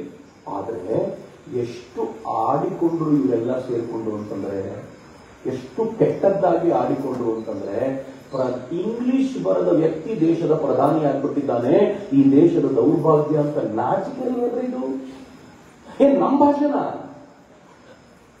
ಲಾಲ್ ಬಹದ್ದೂರ್ ಶಾಸ್ತ್ರಿಗೆ ದೇಶ ತುಂಬಾ ಸಂಕಟದಲ್ಲಿತ್ತು ಯುದ್ಧದ ಸಂದರ್ಭದಲ್ಲಿ. ಅವ್ರ ಮಗನಿಗೆ ಇಂಗ್ಲಿಷ್ ಹೇಳ್ಕೊಡ್ತಿದ್ದ ಟೀಚರ್ನ, ನೀವು ಮನೆಗೆ ಹೋಗಿ ನನಗೆ ಸಂಬಳ ಕೊಡ್ಲಿಕ್ಕೆ ಆಗೋದಿಲ್ಲ, ಈ ಸಂಬಳ ಏನು ಉಳಿದಿತ್ತು ಅದನ್ನು ರಾಷ್ಟ್ರಕ್ಕೆ ಕೊಡ್ತೀನಿ ಅಂತ ಪ್ರಧಾನಮಂತ್ರಿ ಲಾಲ್ ಬಹದ್ದೂರ್ ಶಾಸ್ತ್ರಿ ಹೇಳಿದಂತೆ. ಅದಕ್ಕೆ ಆ ಟೀಚರ್ ಹೇಳಿದಂತೆ, ನಿಮ್ ಮಗ ಇಂಗ್ಲಿಷ್ ನಲ್ಲಿ ಡಲ್ಲು, ನಾನು ಪಾಠ ಮಾಡಲಿಲ್ಲ ಅಂದ್ರೆ ಫೇಲ್ ಆಗ್ಬಿಡ್ತಾನೆ. ಲಾಲ್ ಬಹದ್ದೂರ್ ಶಾಸ್ತ್ರಿ ಏನ್ ಹೇಳಿದ್ರು ಅಂತ ಗೊತ್ತಾ? ಬ್ರಿಟಿಷರು ಹಿಂದಿಯಲ್ಲಿ ಡಲ್ಲು, ಅವ್ರು ಫೇಲ್ ಆಗ್ತಾರೆ ಅಂತ ಯಾವತ್ತೂ ಹಿಂದಿ ಕಲಿಲಿಲ್ಲ. ನನ್ನ ಮಗನು ಏನ್ ನಾನು ತಲೆ ಕೆಡ್ಸ್ಕೊಳ್ಳಲ್ಲ, ಪರವಾಗಿಲ್ಲ. ನನಗೆ ಈ ಮಾತನ್ನು ಕೇಳುವಾಗ ಬಹಳ ಹೆಮ್ಮೆ. ನಾನು ಇಂಗ್ಲಿಷ್ ಕಲಿಬಾರದು ಅಂತ ಹೇಳೋದಿಲ್ಲ, ಆದ್ರೆ ಇಂಗ್ಲಿಷ್ ಗೊತ್ತಿಲ್ಲ ಅನ್ನೋದೇ ಒಂದು ವೀಕ್ನೆಸ್ ಅಂತ ಆಡಿಕೊಳ್ಳುವಂತ ವಿಪಕ್ಷಗಳ ಆ ಮನಸ್ಥಿತಿ ಇದೆಯಲ್ಲ, ಇದು ಮೆಕಾಲೆ ಹುಳು ಕಚ್ಚಿದ ಮನಸ್ಥಿತಿ ಅಂತ. ಆದ್ರೆ ಇವತ್ತು ನಾವುಗಳಾದ್ರೂ ಎಲ್ಲೋ ಒಂದು ಕಡೆ ಈ ಪರಂಪರೆಯನ್ನ ಪುನರ್ ಪ್ರತಿಷ್ಠಾಪಿಸಬೇಕು ಅಂತಾದ್ರೆ ಸ್ವಲ್ಪ ಸಂಸ್ಕೃತದ ಒಲವನ್ನು ಜೋರಾಗಿ ಮಾಡ್ಕೊಳ್ಬೇಕಾದಂತ ಅಗತ್ಯ ಇದೆ ಅಂತ. ಇಲ್ಲದೆ ಹೋದ್ರೆ ಇದರಲ್ಲಿರುವಂತ ಆ ಶ್ರೇಷ್ಠ ರತ್ನ ಇದೆಯಲ್ಲ ಕಳೆದೋಗ್ಬಿಡುತ್ತೆ ಬಿಡ್ತಾರೆ. ನನ್ ಭಯ ಏನು ಅಂತಂದ್ರೆ 10,000 ವರ್ಷಗಳಿಂದ ಉಳಿದು ಬಂತು, ಈ 2000ದಿಂದ 2050ರವರೆಗೂ ಒಂದು ಜನಾಂಗ ಇತ್ತಲ್ಲ, ಅವರೆಲ್ಲ ಮುಗಿಸ್ಬಿಟ್ಟು ಗುಡಿಸಿ ಗುಂಡಾಂತರ ಮಾಡಿ ಹೋದ್ರು ಅಂತ ಕೇಳ್ಬಿಟ್ರೆ ಎಂತ ಅವಮಾನ. ಹಂಗಾಗೋದಿಲ್ಲ, ಈ ಉಳಿಯುತ್ತೆ ಇದು ಅಂತ ಯಾರಿಗೆಲ್ಲೋ ಭರವಸೆ ಆಗಿರೋದಲ್ಲ, ಆ ಭರವಸೆ ನಾವು ಹೆಗಲ ಮೇಲೆ ಹೊತ್ಕೊಳ್ಳುವಂತ ಒಂದು ದೊಡ್ಡ ಪ್ರಯತ್ನ ಬೇಕಾಗಿದೆ ಅಂತ. ಈ ದೃಷ್ಟಿಯಿಂದ ನಾನು ಹೇಳೋದೇನು ಅಂತಂದ್ರೆ, ಇವತ್ತಿನ ಭಾರತೀಯ ಸಮಾಜ, ಹಿಂದೂ ಸಮಾಜ ಪರ್ವ ಕಾಲದಲ್ಲಿದೆ. ನಾನು ಆರಂಭದಲ್ಲೇ ಹೇಳಿದಂತೆ 500 ವರ್ಷಗಳ ನಂತರ ರಾಮ ಮಂದಿರ ನಿರ್ಮಾಣಗೊಂಡಿದೆ. ಬಹಳ ಹೆಮ್ಮೆ ಪಡಬೇಕು ನಾವು. ನನ್ನ ತಾತ ನೋಡ್ಲಿಕ್ಕಾಗಲ್ಲ, ನನ್ನ ತಂದೆ ನನಗೆ ಹೆಲ್ತ್ ಸರಿ ಇಲ್ಲ ಹೋಗ್ಲಿಕ್ಕಾಗಲ್ಲ ಅಂತ ಹೇಳುವಂತಹ ಆ ರಾಮ ಮಂದಿರವನ್ನ ನಾನು ಮತ್ತು ನೀವು ನಮ್ಮ ಕಾಲಘಟ್ಟದಲ್ಲಿ ನೋಡಿದ್ವಿ. ಮಂದಿರಗಳ ವೈಭವ ಹೆಂಗಿದೆ ಗೊತ್ತೇ? ಇವತ್ತು ಶಿವನಿಗೆ ಒಂದು ಕಾರಿಡಾರ್ ನಿರ್ಮಾಣ ಆಗಿದೆ. ಯಾವ ಶಿವ ಕಿಷ್ಕಿಂಧೆಯಲ್ಲಿ ಇರ್ತಿದ್ನೋ, ಸಣ್ಣ ಜಾಗದಲ್ಲಿ ಇರ್ತಿದ್ದ. ನಾನು ಮೊದಲನೇ ಬಾರಿ ಹೋದಾಗ ಲೈನಲ್ಲಿ ನಿಂತುಕೊಂಡು ನೋಡ್ಕೊಂಡು ಬಂದ್ರೆ ಯಾರೋ ಹೇಳಿದ್ರು ಆಗೋಯ್ತು ದೇವಸ್ಥಾನ ಅಂತ. ಗೊತ್ತೇ ಆಗಿಲ್ಲ ಯಾವ ದೇವಸ್ಥಾನ ಮುಗೀತು. ಅಷ್ಟು ಚಿಕ್ಕ ಜಾಗದಲ್ಲಿದ್ದ ಶಿವ ಈಗ ಏನ್ ಕಾರಿಡಾರ್ ಇದೆ. ಈಗ ಈ ಜಾಗ ಏನಿದೆಯಲ್ಲ, ಕನಿಷ್ಠ ಪಕ್ಷ ಇದರ 4 ಪಟ್ಟು ದೊಡ್ಡ ಜಾಗದಲ್ಲಿ ಶಿವ ವಿರಾಜಮಾನನಾಗಿ ಕೂತಿದ್ದ. ನಮ್ಮ ಕಾಲಘಟ್ಟ ಏನ್ ಪುಣ್ಯವಂತರು ನಾವು. ಶಿವ ನಮ್ಮನ್ನು ಸೆಟ್ಲ್ ಮಾಡಬೇಕು, ನಾವು ಶಿವನ್ ಸೆಟ್ಲ್ ಮಾಡಿದೀವಿ. ಈಗ ಚೆನ್ನಾಗಿಲ್ವೇನ್ರಿ? ಖುಷಿ ಆಗತ್ತೆ ಅಂತ. ಇನ್ನು ಆಶ್ಚರ್ಯದ ಸಂಗತಿ ಹೇಳ್ತೇನೆ ನಿಮಗೆ. ಬಹಳ ದೂರ ಏನಿಲ್ಲ, ಮಧುರಾದ ವಿಶ್ವನಾಥನಿಗೂ ಮಧುರಾದ ನಮ್ಮ ಕೃಷ್ಣನಿಗೂ ಕೂಡ ಬೇಕಾಗಿರುವಂತ ವ್ಯವಸ್ಥೆ ಸಮರ್ಥವಾಗಿ ಆಗುವಂತ ಕಾಲ ಬಹಳ ದೂರ ಇಲ್ಲ. ನಾವು ನೀವು ಕಣ್ಣಾಗಿ ನೋಡ್ತಿದ್ದೇವೆ. ಬಹಳ ಜನರಿಗೆ ಗೊತ್ತಿಲ್ಲೇ ಇರ್ಬೋದು, ಸಂಬಲ್ ಅಂತ ಒಂದು ಜಾಗ ಇದೆ ಉತ್ತರ ಪ್ರದೇಶದಲ್ಲಿ. ಅಲ್ಲಿ ಹೇಗೆ ಕಾಂಬೋಡಿಯಾದಲ್ಲಿ ಅಗದ್ರೆ ದೇವಸ್ಥಾನಗಳು ಸಿಗುತ್ತೋ ಹಾಗೆ ಸಂಬಲ್ನಲ್ಲಿ ಅಷ್ಟು ದೇವಸ್ಥಾನಗಳನ್ನ ಒಡೆದಾಕಿ ಅದನ್ನ ಸಮಾಧಿ ಮಾಡಿ ಅದನ್ನ ತಮ್ಮ ಕಟ್ಟಡಗಳನ್ನು ಕಟ್ಕೊಂಡಿದ್ರು. ಅಲ್ಲಿ ಒಂದು ದೇವಸ್ಥಾನಕ್ಕೋಸ್ಕರ ಒಬ್ಬ ಲಾಯರ್ ಹೋಗ್ಬೇಕಾದ್ರೆ, ಹರಿಶಂಕರ್ ಜೈನ್ ಅವರ ಮಗ ವಿಷ್ಣುಶಂಕರ್ ಜೈನ್ ಹೋಗ್ಬೇಕಾದ್ರೆ ಅವ್ರ ಮೇಲೆ ಕಲ್ಲೆಸೆಯಲಾಗಿತ್ತು. ಅದರ ನಡುವೆ ಇವತ್ತು ಏನಾಗಿದೆ ಗೊತ್ತೇನು? ಸಂಬಲ್ನಲ್ಲಿ ಇನ್ನು ಮುಂದೆ ಯಾರು ಕೂಡ ಯಾವುದೇ ದೇವಸ್ಥಾನಗಳನ್ನು ಮುಟ್ಟುವಂತಿಲ್ಲ ಅಂತ ಇದ್ದಿದ್ದನ್ನೆಲ್ಲ ಉತ್ಖನನ ಮಾಡಿ ಹಳೆಯ ದೇವಸ್ಥಾನಗಳನ್ನು ತೆಗಿಲಿಕ್ಕೆ ಶುರು ಮಾಡಿಬಿಟ್ಟಿದ್ದಾರೆ. ಏನ್ ವೈಭವ! ದೇವರಿಗೂ ಎಂತ ವಿಶ್ವಾಸ ಬಂದಿದೆ ಅಂತಂದ್ರೆ, ಯಾವ್ದಾವುದೋ ನದಿಯಿಂದ ದೇವರ ಮೂರ್ತಿ ಬರ್ಲಿಕ್ಕೆ ಶುರುವಾಗಿದೆ. ಎಲ್ಲೆಲ್ಲೋ ಭೂಮಿಯ ನದಿಗೆ ದೇವರ ಮೂರ್ತಿ ಕಾಣಲಿಕ್ಕೆ ಶುರುವಾಗ್ಬಿಟ್ಟಿದೆ. ಕಚ್ಚಲ್ಲಿ 1.5-2 ವರ್ಷದ ಹಿಂದೆ ಒಂದು ಅದ್ಭುತವಾಗಿರುವಂತ ಶಿವಲಿಂಗ ಸಿಕ್ತು. ಒಂದು ಪಿಂಕ್ ಕಲರ್ ನ ಕಲ್ಲು, ಅದರಲ್ಲಿದ್ದಂತ ಶಿವಲಿಂಗ ಅತಿ ಮೌಲ್ಯದ ಶಿವಲಿಂಗ. ಮೊದಲು ಯಾರೋ ಅಟ್ಯಾಕ್ ಮಾಡಿದಾಗ ತಗೊಂಡೋಗಿ ಅದನ್ನು ಮುಚ್ಚಿಟ್ಟಿರ್ಬೇಕು, ಆಮೇಲೆ ಎಲ್ಲರೂ ಮರ್ತೋಗಿದ್ದಾರೆ. ಈಗಲೂ ಆಚೆ ಬಂದಿದೆ. ಅರ್ಥ ಏನ್ ಗೊತ್ತೇನು? ದೇವರಿಗೂ ಅನ್ಸಿದೆ ದಿಸ್ ಈಸ್ ಸೇಫ್ ಟೈಮ್, ನಾನು ಆಚೆ ಬಂದು ಈಗ ಬಂದು ಕುತ್ಕೊಂಡು ಪೂಜೆ ತಗೋಬಹುದು. ದೇವರಿಗೂ ಅನ್ಸಿದೆ. ಎಂತ ಅದ್ಭುತವಾಗಿರುವಂತ ಕಾಲಘಟ್ಟದಲ್ಲಿ ಇದ್ದೀವಿ ನೋಡಿ. ಇಂಥ ಕಾಲಘಟ್ಟದಲ್ಲಿರುವಂತ ನಾವು ಬರೀ ಇಷ್ಟಕ್ಕೆ ಮುಗಿಲಿಲ್ಲ. ನಾನು ಅನೇಕ ಬಾರಿ, ನಾನು ಪ್ರಾಬಬಲಿ ನನ್ನ ಇಂಜಿನಿಯರಿಂಗ್ ಮುಗಿಸ್ಕೊಂಡು ಬಂದ ನಂತರ ಆರ್ಟಿಕಲ್ 370 ಬಗ್ಗೆ, ಕಾಶ್ಮೀರದ ಇಶ್ಯೂ ಬಗ್ಗೆ ಎಷ್ಟು ಸಲ ಮಾತಾಡಿದ್ದನೋ ಗೊತ್ತಿಲ್ಲ. ನಾನು ಆರ್ಟಿಕಲ್ 370 ತೆಗೆಯೋಕ್ಕಿಂತ ಮುಂಚೆ ಕಾಶ್ಮೀರಕ್ಕೆ 6-7 ಸಲ ಹೋಗಿ ಬಂದಿದ್ದೀನಿ. ಕಾಶ್ಮೀರವನ್ನು ಹೆಂಗಾದ್ರೂ ನಮ್ಮ ಜೊತೆ ಉಳಿಸ್ಕೊಳ್ಬೇಕು, ಇದರ ಬಾಂಧವ್ಯವನ್ನು ಗಟ್ಟಿ ಮಾಡ್ಕೋಬೇಕು ಅಂತ. ಆದ್ರೆ ನನ್ನ ಮನಸ್ಸಲ್ಲೂ ಗೊತ್ತಿತ್ತು ಜೀವಮಾನದಲ್ಲಿ ಇದು ಬರೋದಿಲ್ಲ ಅಂತ. ನಾನು ಹೇಳ್ಕೊಳ್ತಾ ಹೋಗ್ಬೋದಷ್ಟೇ, ಮುಂದಿನ ಪೀಳಿಗೆ ಹೋಗ್ಕೊಟ್ಟು ಹೋಗ್ಬೇಕು, ನೀವ್ ಮಾಡ್ಕೊಳ್ರಪ್ಪ, ನನ್ನ ಹತ್ರ ಆಗ್ಲಿಲ್ಲ ಅಂತ. ನಮ್ಮ ಕಾಲಘಟ್ಟದಲ್ಲಿ ಜಮ್ಮು ಕಾಶ್ಮೀರ ಭಾರತದ ಏಕರಸ ಆಗ್ಬಿಡ್ತಲ್ಲ. ಆರ್ಟಿಕಲ್ 370 ಹೋಗುತ್ತೆ ಅಂತ ಯಾರೂ ಅನ್ಕೊಂಡಿರಲಿಲ್ಲ. ನಮ್ಮ ಕಾಲಘಟ್ಟದಲ್ಲಿ ಆರ್ಟಿಕಲ್ 370 ಹೋಯ್ತು. ಈಗ ಪಾಕಿಸ್ತಾನ ಇಂಡಿಯಾ ಮ್ಯಾಚ್ ನಡೆದ್ರೆ ಈ ಭಾರತ ಗೆತ್ತು ಅನ್ನೋ ಕಾರಣಕ್ಕೋಸ್ಕರ ಕಾಶ್ಮೀರದಲ್ಲಿ ತಿರಂಗಾ ಯಾತ್ರೆ ನಡೆಯುತ್ತೆ. ಇಮ್ಯಾಜಿನ್ ಮಾಡಿದ್ರೆ ಯಾವತ್ತಾದ್ರು ನಮ್ಮ ಕಾಲಘಟ್ಟದಲ್ಲಿ ನಡೀತಾ ಇದೆ. ಕಾಶ್ಮೀರದ ಸಿಎಂ ಮೊನ್ನೆ ಮಾತಾಡ್ತಾ ಏನ್ ಹೇಳ್ತಾರೆ ಅಂತಂದ್ರೆ, ಭಾರತ ಪಾಕಿಸ್ತಾನಕ್ಕೆ ಈ ಕದನದಲ್ಲಿ ಸರಿಯಾಗಿ ಬುದ್ಧಿ ಕಲಿಸಿದೆ ಅಂತ. ಕಾಶ್ಮೀರದ ಸಿಎಂ ಪಾಕಿಸ್ತಾನದ ಪರವಾಗಿ ಓಪನ್ ಆಗಿ ಬ್ಯಾಟಿಂಗ್ ಮಾಡ್ತಿದ್ದವರೆಲ್ಲ ಇವತ್ತು ಭಾರತ ಪಾಕಿಸ್ತಾನದ ಮೇಲೆ ಯುದ್ಧ ಮಾಡಿ ಸರಿ, ಇಂಡಸ್ ವಾಟರ್ ಟ್ರೀಟಿ ಪರ್ಫೆಕ್ಟ್ ಆಗಿದೆ ಅಂತ ಹೆಂಗ್ ಹೇಳ್ತಾರೆ. ಒಮರ್ ಅಬ್ದುಲ್ಲಾ ಅಪ್ಪ ಮೊನ್ನೆ ಇದ್ದಕ್ಕಿದ್ದಂತೆ ವೈಷ್ಣೋದೇವಿ ಹತ್ರ ಹೋಗಿದ್ದಾರೆ. ಯಾರೋ ಕೇಳಿದ್ರು, ಏನಿದು ವೈಷ್ಣೋದೇವಿ ಹತ್ರ? ಮಾನೆ ಮುझे ಬುಲಾಯಾ ಹೈ. ಶಬಾಷ್. ಯಾವತ್ತಾದ್ರೂ ಯೋಚನೆ ಮಾಡಿದ್ರೆ ಇದು ನಮ್ಮ ಕಾಲಘಟ್ಟದಲ್ಲಿ ಆಗ್ತಿರುವಂತದ್ದು. ನಮ್ಮ ಕಾಲಘಟ್ಟ ಹೆಂಗಿದೆ ಅಂತಂದ್ರೆ ಮಿತ್ರ, ಹಿಂದೂಗಳು ಜಗತ್ತಿನಲ್ಲಿ ಅತ್ಯಂತ ಶ್ರೀಮಂತ ಜನಾಂಗ, ಅತ್ಯಂತ ಶ್ರೀಮಂತ. ನಾವು ಕಬ್ಬಿಣದ ಒಡವೆ ಹಾಕಲೇ ಇಲ್ಲ, ಚಿನ್ನದ ಒಡವೆನೆ ಹಾಕೊಂಡು ಬರುತ್ತೀವಿ ನಾವು. ಯಾವ ಚಿನ್ನಕ್ಕೋಸ್ಕರ ಜಗತ್ತು ಹಾಕಬೇಕಾ ಇತ್ತೋ ಅದು ನಮ್ ಎದೆ ಮೇಲೆ ಇರ್ತಿತ್ತು, ಅದು ನಮ್ ಕೈಗಳಲ್ಲಿ ಇರ್ತಿತ್ತು, ಅದು ನಮ್ ಕಾಲಿನ ಉಂಗುರವಾಗಿರ್ತಿತ್ತು, ಕಾಲಿನ ಉಂಗುರವಾಗಿರ್ತಿತ್ತು. ಅಂತ ಸಿರಿವಂತಿಕೆ ನಮ್ದು. ಆದ್ರೆ ಲೂಟಿ ಮಾಡಿ ಎಷ್ಟು ವರ್ಷ? ಹೆಚ್ಚು ಕಡಿಮೆ 1200 ವರ್ಷಗಳ ಕಾಲ ನಿರಂತರ ಲೂಟಿ ಲೂಟಿ ಲೂಟಿ ಲೂಟಿ ಮಾಡಿ ಪೂರ್ತಿ ಖಾಲಿಯಾಗಿದೆ ಅಂತ ಅನ್ಕೊಂಡಿದ್ವಿ. ಆದ್ರೆ ಈಗ ಮತ್ತೆ ಜಗತ್ತಿನ 4ನೇ ಶ್ರೀಮಂತ ರಾಷ್ಟ್ರವಾಗಿ ವಾಪಸ್ ನಿಂತಿದ್ದೀವಿ. ಹಿಂದೂ ಧರ್ಮ ವೈಭವಕ್ಕೆ ಬರೋದ್ರ ಮ್ಯಾಜಿಕ್ ಏನು ಅಂತ ನಾನು ಹೇಳ್ತಿದ್ದೀನಿ. ನಾನು ಕುಮಾರ್ ವಿಶ್ವಾಸರ ಮಾತು ಕೇಳ್ತಿದ್ದೆ, ನಿಮಗೂ ಖುಷಿ ಆಗ್ಬೋದು ಅಂತ ಹೇಳ್ತೀನಿ. ನನಗೆ ಅದನ್ನು ಕೇಳಿದಾಗ ಒಂದ್ ಕಡೆ ನಗು, ಒಂದ್ ಕಡೆ ಭಾವಪೂರ್ಣವಾಗಿ ಕಣ್ಣಲ್ಲಿ ನೀರು ಬಂದ್ಬಿಟ್ಟು. ಕುಮಾರ್ ವಿಶ್ವಾಸ ಒಂದು ಕವಿ ಸಮ್ಮೇಳನದಲ್ಲಿ ಹೇಳ್ತಾರೆ, ಈ ದೇಶದ ರಾಮ ಮಂದಿರದ ಆ ರಾಮನಿಗಿದ್ದಂತಹ ಒಡವೆಗಳನ್ನು ನೋಡಿ, ಅದರ ಶ್ರೀಮಂತಿಕೆಯನ್ನು ನೋಡಿ ಆಕ್ರಮಣಕಾರಿಗಳು ಬಂದು ತಮ್ಮ ಅಫ್ಘನ್ಗೆ, ಅರಬ್ ರಾಷ್ಟ್ರಗಳಿಗೆ ಅಲ್ಲಿನ ರಾಮನ ಸಂಪತ್ತನ್ನು ಲೂಟಿ ಮಾಡ್ಕೊಂಡು ಹೋದ್ರು. 100 ಕೋಟಿ ಬೆಲೆ ಬಾಳುವ ಸಂಪತ್ತನ್ನು ಲೂಟಿ ಮಾಡ್ಕೊಂಡು ಹೋದ್ರು. ಆದ್ರೆ ಯಾರು ಲೂಟಿ ಮಾಡ್ಕೊಂಡು ಹೋದ್ರು ಅವರೆಲ್ಲರೂ ಇವತ್ತು ವಾಪಸ್ ಬರಬಾರದು. ಆದ್ರೆ ರಾಮನಿಗೆ ವಾಪಸ್ ಬಂದ್ರೆ ಅವನ ಹಣೆಗೆ ಹಾಕಿರುವಂತ ವಜ್ರ 100 ಕೋಟಿ ರೂಪಾಯಿದು, ಅವನ ಮೈ ಮೇಲಿರುವ ಒಡವೆಗಳು 1000 ಕೋಟಿ ರೂಪಾಯಿದು, ಅವನು ಒಳಗೆ ಹೋಗುವಂತ ಆ ರಾಮ ಮಂದಿರದ ಒಳಗೆ ಹೋಗುವಂತ ಆ ಬಾಗಿಲು, ಚಿನ್ನದ ಬಾಗಿಲು 100 ಕೋಟಿ ರೂಪಾಯಿ ಬೆಲೆ ಬಾಳುವಂತದ್ದು. ರಾಮ ಹಂಗೆ ಇದ್ದಾನೆ, ತೆಗೆದುಕೊಂಡು ಹೋಗೋದು ಬರ್ಬಾದಾಗಿದ್ದಾನೆ ಅಂತ ಏನ್ ಕಂಡ, ಏನ್ ಅದ್ಭುತವಾಗಿದೆ ಮಾತು. ಭಾರತದ ವೈಭವದ ಕಾಲ ಇದು, ಹಿಂದೂ ಧರ್ಮದ ವೈಭವದ ಕಾಲ ಇದು. ಈ ಕಾಲಘಟ್ಟವನ್ನ ಕಳ್ಕೊಳ್ಳುವಂತಿಲ್ಲ ಅಂತ ನನ್ಗೆ ಯಾವಾಗಲೂ ಅನ್ಸುತ್ತೆ. ನಮ್ಮ ಇನ್ಫ್ರಾಗಳನ್ನು ನೋಡಿ ಇವತ್ತು ಹೆಂಗಿದೆ, ನಮ್ಮ ರಸ್ತೆಗಳನ್ನು ನೋಡ್ಬೇಕಾದ್ರೆ ಎಷ್ಟು ಸುಂದರ ಅಂತಂದ್ರೆ, ಈ ದೇಶದ ನಮ್ಮ PWD ಮಿನಿಸ್ಟರ್ ಹೇಳ್ತಾರೆ, ಭಾರತದ ರಸ್ತೆಗಳು ಅಮೆರಿಕದ ರಸ್ತೆಗಳಿಗೆ ಈಕ್ವಲೆಂಟ್ ಆಗಿರುವಂತಹ ರಸ್ತೆಗಳು ಇವತ್ತು ಅಂತ ಧೈರ್ಯವಾಗಿ ಒಬ್ಬ ಮಿನಿಸ್ಟರ್ ಮಾತನಾಡಬೇಕಾದ್ರೆ ಯೋಚನೆ ಮಾಡಿ ಎಂತ ರಸ್ತೆಗಳನ್ನು ನಿರ್ಮಾಣ ಮಾಡಿದ್ದೀವಿ. ಜಗತ್ತಿನಲ್ಲಿ ಅಮೆರಿಕ ಬಿಟ್ಟರೆ 2ನೇ ಅತ್ಯಂತ ದೊಡ್ಡ ರೋಡ್ ನೆಟ್ವರ್ಕ್ ಹೊಂದಿರುವಂತಹ ದೇಶ ಭಾರತ. ಇವತ್ತು ಭಾರತ ಹೆಂಗಿದೆ ಗೊತ್ತೇನು? ನಾವು ಯುದ್ಧ ಮಾಡ್ತೀವಿ ಪಾಕಿಸ್ತಾನದ ಜೊತೆಗೆ. ಪಾಕಿಸ್ತಾನದ ಜೊತೆಗಿನ ಯುದ್ಧ ಎಷ್ಟು ದಿನದಲ್ಲಿ ಮುಗಿಯುತ್ತೆ? ಮೇ 7ನೇ ತಾರೀಕು ಬೆಳಗ್ಗೆ ಬಾಂಬ್ ಮಾಡ್ತೀವಿ, ಮೇ 11ನೇ ತಾರೀಕು 4 ದಿನದೊಳಗೆ ಪಾಕಿಸ್ತಾನ ಅಮೆರಿಕ ಕಾಲ್ ಇಟ್ಕೊಂಡು ಹೆಂಗಾದ್ರೂ ಮಾಡಿ ಕಾಪಾಡ್ಬಿಡಿ ನನ್ನ ಅಂತ ಗೋಗರದು ನಮ್ಮಿಂದ ಉಳಿಯುವಂತ ಪ್ರಯತ್ನ ಮಾಡುತ್ತೆ. 4 ದಿನದಲ್ಲಿ ಪಾಕಿಸ್ತಾನ ಉಡಾಯಿಸಿ ಹೋಗುವಂತ ಹಂತಕ್ಕೆ ಬರುತ್ತೆ ಅಂತಂದ್ರೆ ಭಾರತದ ಕೆಪಾಸಿಟಿ ಯೋಚನೆ ಮಾಡಿಬಿಟ್ಟು.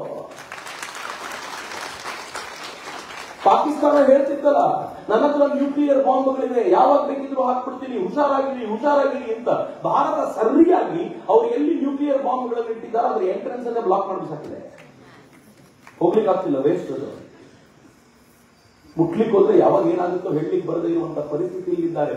ಇನ್ನು 2 ದಿನ ಯುದ್ಧ ಆಗಿದ್ದಿದ್ರೆ ನಾವು ಕಟ್ಟಿದ ಅನೇಕ ಕನಸುಗಳಾಗುವುದು, ಅನೇಕ ಕನಸುಗಳ ಕಥೆ ಮುಗಿದೋಗಿರೋದು, ಏನು ಪ್ರಾಬ್ಲಮ್ ಇಲ್ಲ ಏನು ಅಂತ. ಸೊ ಇಷ್ಟೊತ್ತಿಗೆ POK ನಮ್ಮ ಜೊತೆ ಇರ್ತಿತ್ತು, ಇಷ್ಟೊತ್ತಿಗೆ ಬಲೂಚಿಸ್ತಾನ್ ಸೆಪರೇಟ್ ಆಗಿರ್ತಿತ್ತು, ಸಿಂಧ್ ಅವರು ಸೆಪರೇಟ್ ಆಗಿರ್ತಿದ್ರು. ಆದ್ರೆ ಬಹಳ ದೂರ ಇಲ್ಲ, 1 ರಿಂದ 1.5 ವರ್ಷದೊಳಗೆ ಈ ಎಲ್ಲ ಕನಸುಗಳು ನನಸಾಗ್ತವೆ. ಈ ಪರಿಸ್ಥಿತಿ ಇದೆ. ಭಾರತದ ಇವತ್ತು ಸ್ಟ್ರೆಂತ್ ಏನಿದೆ ಗೊತ್ತಾ? ಒಂದು ಕಾಲದಲ್ಲಿ ಭಾರತ ಜಗತ್ತಿನ ಮುಂದೆ ನೀವು ಶಸ್ತ್ರ ಕೊಡ್ಲಿಲ್ಲ ಅಂದ್ರೆ ಯುದ್ಧ ಮಾಡ್ಲಿಕ್ಕೆ ಆಗಲ್ಲ ಅಂತ ಹೇಳ್ತಿತ್ತು. ಭಾರತದಲ್ಲಿ ಈ ದೇಶದ ಪ್ರಧಾನಮಂತ್ರಿ, ಇವತ್ತಿನ ಪ್ರಧಾನಮಂತ್ರಿಗಳು ಅಧಿಕಾರ ತಗೊಂಡಾಗ 2,000 ಕೋಟಿ ರೂಪಾಯಿ ಶಸ್ತ್ರಾಸ್ತ್ರಗಳನ್ನ ಎಕ್ಸ್ಪೋರ್ಟ್ ಮಾಡ್ತಿದ್ವಿ. ಇವತ್ತು ನಾವು 25,000 ಕೋಟಿ ರೂಪಾಯಿ ಎಕ್ಸ್ಪೋರ್ಟ್ ಮಾಡ್ತೀವಿ. 2030 ವೇಳೆಗೆ 50,000 ಕೋಟಿ ರೂಪಾಯಿ ಎಕ್ಸ್ಪೋರ್ಟ್ ಮಾಡ್ತೀವಿ.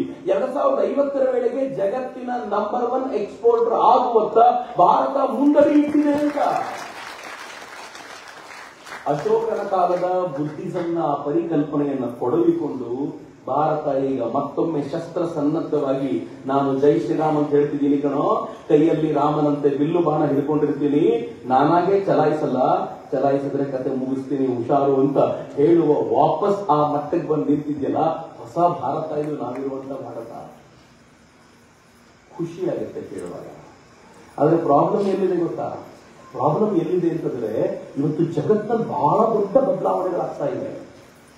ಇರಾನ್ ಸೋತೋಯ್ತು, ನೀವೇ ನೋಡಿದ್ರಿ, ಅದು ಮತ್ತೆ ಕಂಟಿನ್ಯೂ ಮಾಡ್ತಾ ಇದೆ. ಬಟ್ ಸುದೀರ್ಘವಾಗಿ ಇರ್ಲಿಕ್ಕೆ ಸಾಧ್ಯ ಇಲ್ಲ, ಬಹಳ ಕಷ್ಟ ಇದೆ. ಪಾಕಿಸ್ತಾನ ನಿರ್ಲಜ್ಜವಾಗಿ ಸೋಲ್ತು. ಸೌದಿ ಅರೇಬಿಯಾ ಕಥೆ ಏನಾಗಿದೆ ಗೊತ್ತಾ?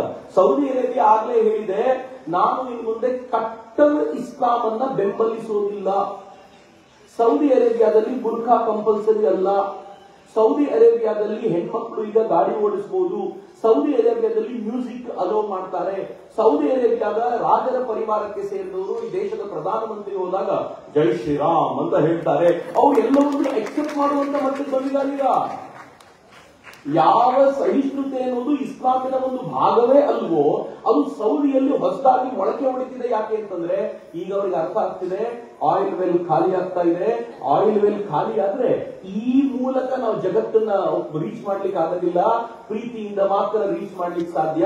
ಅದಕ್ಕೆ ಭಾರತದಂತೆ ಬದುಕಬೇಕು ಅಂತ ಸೌದಿ ಕೂಡ ನಿಶ್ಚಯ ಮಾಡಿರುವಾಗ ಅತಂತ್ರಗೊಳ್ಳುವ ಇಲ್ಲಿನ ಜನರ ಕಥೆಗಳೇ. ನನ್ನ ಮುಂದಿನ ಪ್ರಶ್ನೆ ಗಂಭೀರವಾಗಿದೆ. ಅತಂತ್ರಗೊಳ್ಳುವ ಇಲ್ಲಿನ ಜನ ನಾವು ವಾಪಸ್ ಬರ್ತೀವಿ ಅಂದ್ರೆ ತಗೊಳಕ್ ರೆಡಿ ಇದ್ದೀರಾ? ಹೌದು, ಭಾರತವನ್ನ ಮತ್ತೆ ಹಳೆಯ ಭಾರತ ಮಾಡಬೇಕು ಅಂತ ತಗೊಳ್ಳಿಕ್ಕೆ, ಸ್ವೀಕಾರ ಮಾಡ್ಲಿಕ್ಕೆ ರೆಡಿ ಇದ್ದೀರಾ? ಮಾನಸಿಕತೆಯನ್ನು ಸಿದ್ಧ ಮಾಡರಲ್ಲ. ಇನ್ನು 5 ವರ್ಷ ಆಗ್ಬೋದು, 10 ವರ್ಷ ಆಗ್ಬೋದು ಈ ಘಟನೆಗೆ. ಅದಕ್ಕೆ ಬೇಕಾಗಿರುವಂತ ಮಾನಸಿಕ ಭೂಮಿಕೆಯನ್ನು ಸಿದ್ಧ ಮಾಡಿ, ನನ್ನ ಹಿಂದೂ ಧರ್ಮ ಅತ್ಯಂತ ಶ್ರೇಷ್ಠ ಧರ್ಮ ಅನ್ನೋದನ್ನ ನಾವು ಹೆಮ್ಮೆಯಿಂದ ಇವತ್ತು ಹೇಳ್ಕೊಳ್ಬೇಕಷ್ಟೇ ಅಲ್ಲದೆ ಮುಂದಿನ ಪೀಳಿಗೆ ಅದಕ್ಕೆ ತಕ್ಕಂತೆ ಬದುಕುವಂತೆ ಸಿದ್ಧ ಮಾಡಿ, ಈ ಹಿಂದೂ ಧರ್ಮದ ಹಳೆಯ ವೈಭವವನ್ನೆಲ್ಲ ನೆನಪಿಸಿಕೊಟ್ಟು ಅದಕ್ಕೆ ಮತ್ತೊಮ್ಮೆ ಆ ಎತ್ತರಕ್ಕೆ ತೆಗೆದುಕೊಂಡು ಹೋಗಬಲ್ಲಂತ ಆ ಆಲೋಚನೆಯನ್ನ ನಾವೇನಾದ್ರೂ ಈಗ ಮಾಡಲಿಲ್ಲ ಅಂತಂದ್ರೆ ಆ ಹಂತದ ದಿನ, ಆ ದಿನ ನಮ್ಗೆ ಬಹಳ ಕಷ್ಟ ಆಗುತ್ತೆ ಅಂತ. ಎರಡನೇದು, ನಮ್ಮ ತರುಣ ಪೀಳಿಗೆ ನಿಧಾನವಾಗಿ ಯಾವುದರಿಂದ ವಿಮುಖವಾಗ್ತಾ ಹೋಗ್ತಿದೆಯೋ ಅದನ್ನ ಹಿಡ್ಕೊಂಡು ಬಂದು ವಾಪಸ್ ಅದರ ಕಡೆ ನಿಲ್ಲಿಸಲಿಕ್ಕೆ ಬೇಕಾಗಿರುವಂತಹ ಪ್ರಯತ್ನವನ್ನ ನಾವೆಲ್ಲರೂ ವ್ಯವಸ್ಥಿತವಾಗಿ ಮಾಡಬೇಕಾದಂತ ಅಗತ್ಯ ಇದೆ. ಬಹಳ ಸಂತೋಷ ಅಂತಂದ್ರೆ ಹಿಂದೂ ಧರ್ಮದ ವೈಶಿಷ್ಟ್ಯ ತನ್ನನ್ನು ತಾನು ಯಾವಾಗ ಬೇಕೋ ಅದು ರಿಫಾರ್ಮ್ ಮಾಡ್ಕೊಳ್ತಾ ಹೋಗುತ್ತೆ. ಈಗ ರಿಫಾರ್ಮ್ ಮಾಡ್ಕೊಂಡಿರುವಂತ ಒಂದು ಪರಿಪಕ್ವವಾಗಿರುವಂತಹ ಹಂತದಲ್ಲಿರೋದ್ರಿಂದ ಈ ತರುಣರು ಕೂಡ ವಾಪಸ್ ಬರೋದು ಕಾಣುತ್ತೆ. ನಾನು ಯಾವಾಗ ನೋಡ್ತಿದ್ದೆ ಗೊತ್ತಾ, ಅದನ್ನ ನಮಗೊಂಥರ ಗೂಸ್ ಬರ್ತಿತ್ತು. ರಾಮ ಮಂದಿರ ನಿರ್ಮಾಣ ಆಗುವಾಗ ಹಳ್ಳಿಗಳಲ್ಲಿ ಜನ ರಾಮನ ಹಾಡುಗಳನ್ನು ಹಾಕೊಂಡು ಕುಣಿದಾಡೋದನ್ನು ನೋಡಿದರೆ, ಒಂದು ದಿನ ಭಜನೆ ಬರದೇ ಇರುವಂತ ಹುಡುಗನು ರಾಮ ಮಂದಿರ ನಡೆಯುವಂತ ಸಂದರ್ಭದಲ್ಲಿ, ನಿರ್ಮಾಣದ ಅದನ್ನು ಲೋಕಾರ್ಪಣೆ ಮಾಡುವಂತ ಸಂದರ್ಭದಲ್ಲಿ ಕುಣಿತಾ ಇದ್ದ ರೀತಿಯನ್ನು ನೋಡಿದ್ರೆ ಬಹಳ ಹೆಮ್ಮೆ ಅನ್ನಿಸ್ತಿತ್ತು. ಆದ್ರೆ ಅದು ಕ್ಷಣಿಕ ಆಗಬಾರದು, ಅದೊಂದು ರೀಲಿಗೋಸ್ಕರ ಆಗಬಾರದು, ಅದೊಂದು ಟಿವಿ ಕ್ಯಾಮರಾಗೋಸ್ಕರ ಆಗಬಾರದು. ಅದು ಅಂತರಂಗದಿಂದ ಬಂದು ಈ ಧರ್ಮವನ್ನ ಅರಿತು ಈ ಧರ್ಮವನ್ನ ಬದುಕುವಂತ ಆ ತರುಣ ಪೀಳಿಗೆಯ ನಿರ್ಮಾಣ ಆಗಬೇಕು ಅಂತಂದ್ರೆ ನಾವೆಲ್ಲರೂ ಬಲು ದೊಡ್ಡ ಸಂಕಲ್ಪಗಳನ್ನ ಮಾಡಬೇಕಾಗಿದೆ. ಈ ದೃಷ್ಟಿಯಿಂದ ಬಲು ದೊಡ್ಡ ತಯಾರಿ ಆಗಬೇಕಾಗಿದೆ. ನೆನ್ಪಿಟ್ಕೊಳ್ಳಿ, ಈ ಬಾರಿ ನಾವೇನ್ ತಯಾರಿ ಮಾಡ್ಲಿಕ್ಕೆ ಹೊರಟಿದ್ದೀವೋ ಇದಕ್ಕೆ ಸುದೀರ್ಘ ಕಾಲವಾದ ತಯಾರಿ ಇಲ್ಲ. ನನ್ನ ತಾತ ರಾಮ ಮಂದಿರದ ಹೋರಾಟ ಮಾಡುವಾಗ ಅವನಿಗೆ ಗೊತ್ತಿತ್ತು ಇದಾಗದಿಲ್ಲ ಅಂತ. ಆದ್ರೆ ಅವನಿಗೆ ಗೊತ್ತಿತ್ತು ಸುದೀರ್ಘ ಕಾಲದ ಹೋರಾಟ. ನಾನ್ ಬಿಟ್ರೆ ನನ್ನ ಮಗ ಮಾಡ್ತಾನೆ, ನನ್ನ ಮಗ ಬಿಟ್ರೆ ನನ್ನ ಮೊಮ್ಮಗ ಮಾಡ್ತಾರೆ. ಬಟ್ ನಾನ್ ಬಿಡಬಾರ್ದು ಗೊತ್ತಿತ್ತು. ಬಟ್ ನಮ್ಗೇನಿದೆ ಗೊತ್ತಾ, ಸುದೀರ್ಘ ಕಾಲದ ಹೋರಾಟ ಇಲ್ಲ. ಇನ್ ಹಾರ್ಡ್ಲಿ 15ರಿಂದ 20 ವರ್ಷದ ವೇಳೆಗೆ ಇಡೀ ಜಗತ್ತು ಯಾವ ದಿಕ್ಕಿಗೆ ಹೋಗುತ್ತಲ್ಲ ಆ ದಿಕ್ಕಿಗೆ ಹೋದಾಗ ಪತಾಕೆಯನ್ನ ಹಾರಿಸಲಿಕ್ಕೆ ಹಿಂದೂಗಳೇ ಬೇಕಾಗ್ತಾರೆ. ಅವತ್ತಿಗೋಸ್ಕರ ನಾವು ತಯಾರಿ ಮಾಡ್ಕೋಬೇಕಾಗಿದೆ. ಇದು ನನ್ನ ಮಾತಲ್ಲ, ಸ್ವಾಮಿ ವಿವೇಕಾನಂದ ಹೇಳ್ತಾರೆ. ಏನ್ ಹೇಳ್ತಾರೆ ಗೊತ್ತಾ, ಯಾವತ್ಯಾವತ್ತು ಜಗತ್ತು ಯುದ್ಧವನ್ನ ಮಾಡಿ ಒಂದು ಛತ್ರಛಾಯೆಯಲ್ಲಿ ಬಂದಿದೆಯೋ, ಎಲ್ಲ ರಾಷ್ಟ್ರಗಳ ನಡುವೆ ಬ್ರಿಡ್ಜ್ ನಿರ್ಮಾಣ ಆಗಿದೆಯೋ, ಆ ಬ್ರಿಡ್ಜ್ ನಲ್ಲಿ ಧರ್ಮದ ಸಂದೇಶವನ್ನ ತೆಗೆದುಕೊಂಡು ಹೋಗಿರೋದು ಹಿಂದೂ ಅಂತ ವಿವೇಕಾನಂದ ಹೇಳ್ತಾರೆ. ಈಗ ಮತ್ತೊಮ್ಮೆ ಅದೇ ದೃಶ್ಯ ಕಂಡೆದರಿಗೆ ಕಾಣ್ತಾ ಇದೆ. ಜಗತ್ತೆಲ್ಲ ಯುದ್ಧದಲ್ಲಿ ಇಟ್ಟು ಒದ್ದಾಡ್ತಾ ಇರುವಾಗ ಇಲ್ಲೊಂದು ಶ್ರೇಷ್ಠ ಸಂದೇಶವನ್ನ ಕೊಡಬಲ್ಲವನು ಯಾರು ಅಂತಂದ್ರೆ ಹಿಂದೂ ಮಾತ್ರ ಅಂತ ಈಗ ಅನ್ಸುತ್ತೆ. ಆ ದೃಷ್ಟಿಯಿಂದ ನಾನು ನಿಮ್ಮನ್ನು ಕಳಕಳಿಯಿಂದ ಕೇಳ್ಕೊಳ್ತೀನಿ, ನಮ್ಮ ಮನೆಗಳನ್ನ ಅದಕ್ಕೆ ಬೇಕಾಗುವಂತೆ ಪೂರಕವಾಗಿ ನಿರ್ಮಾಣ ಮಾಡೋಣ.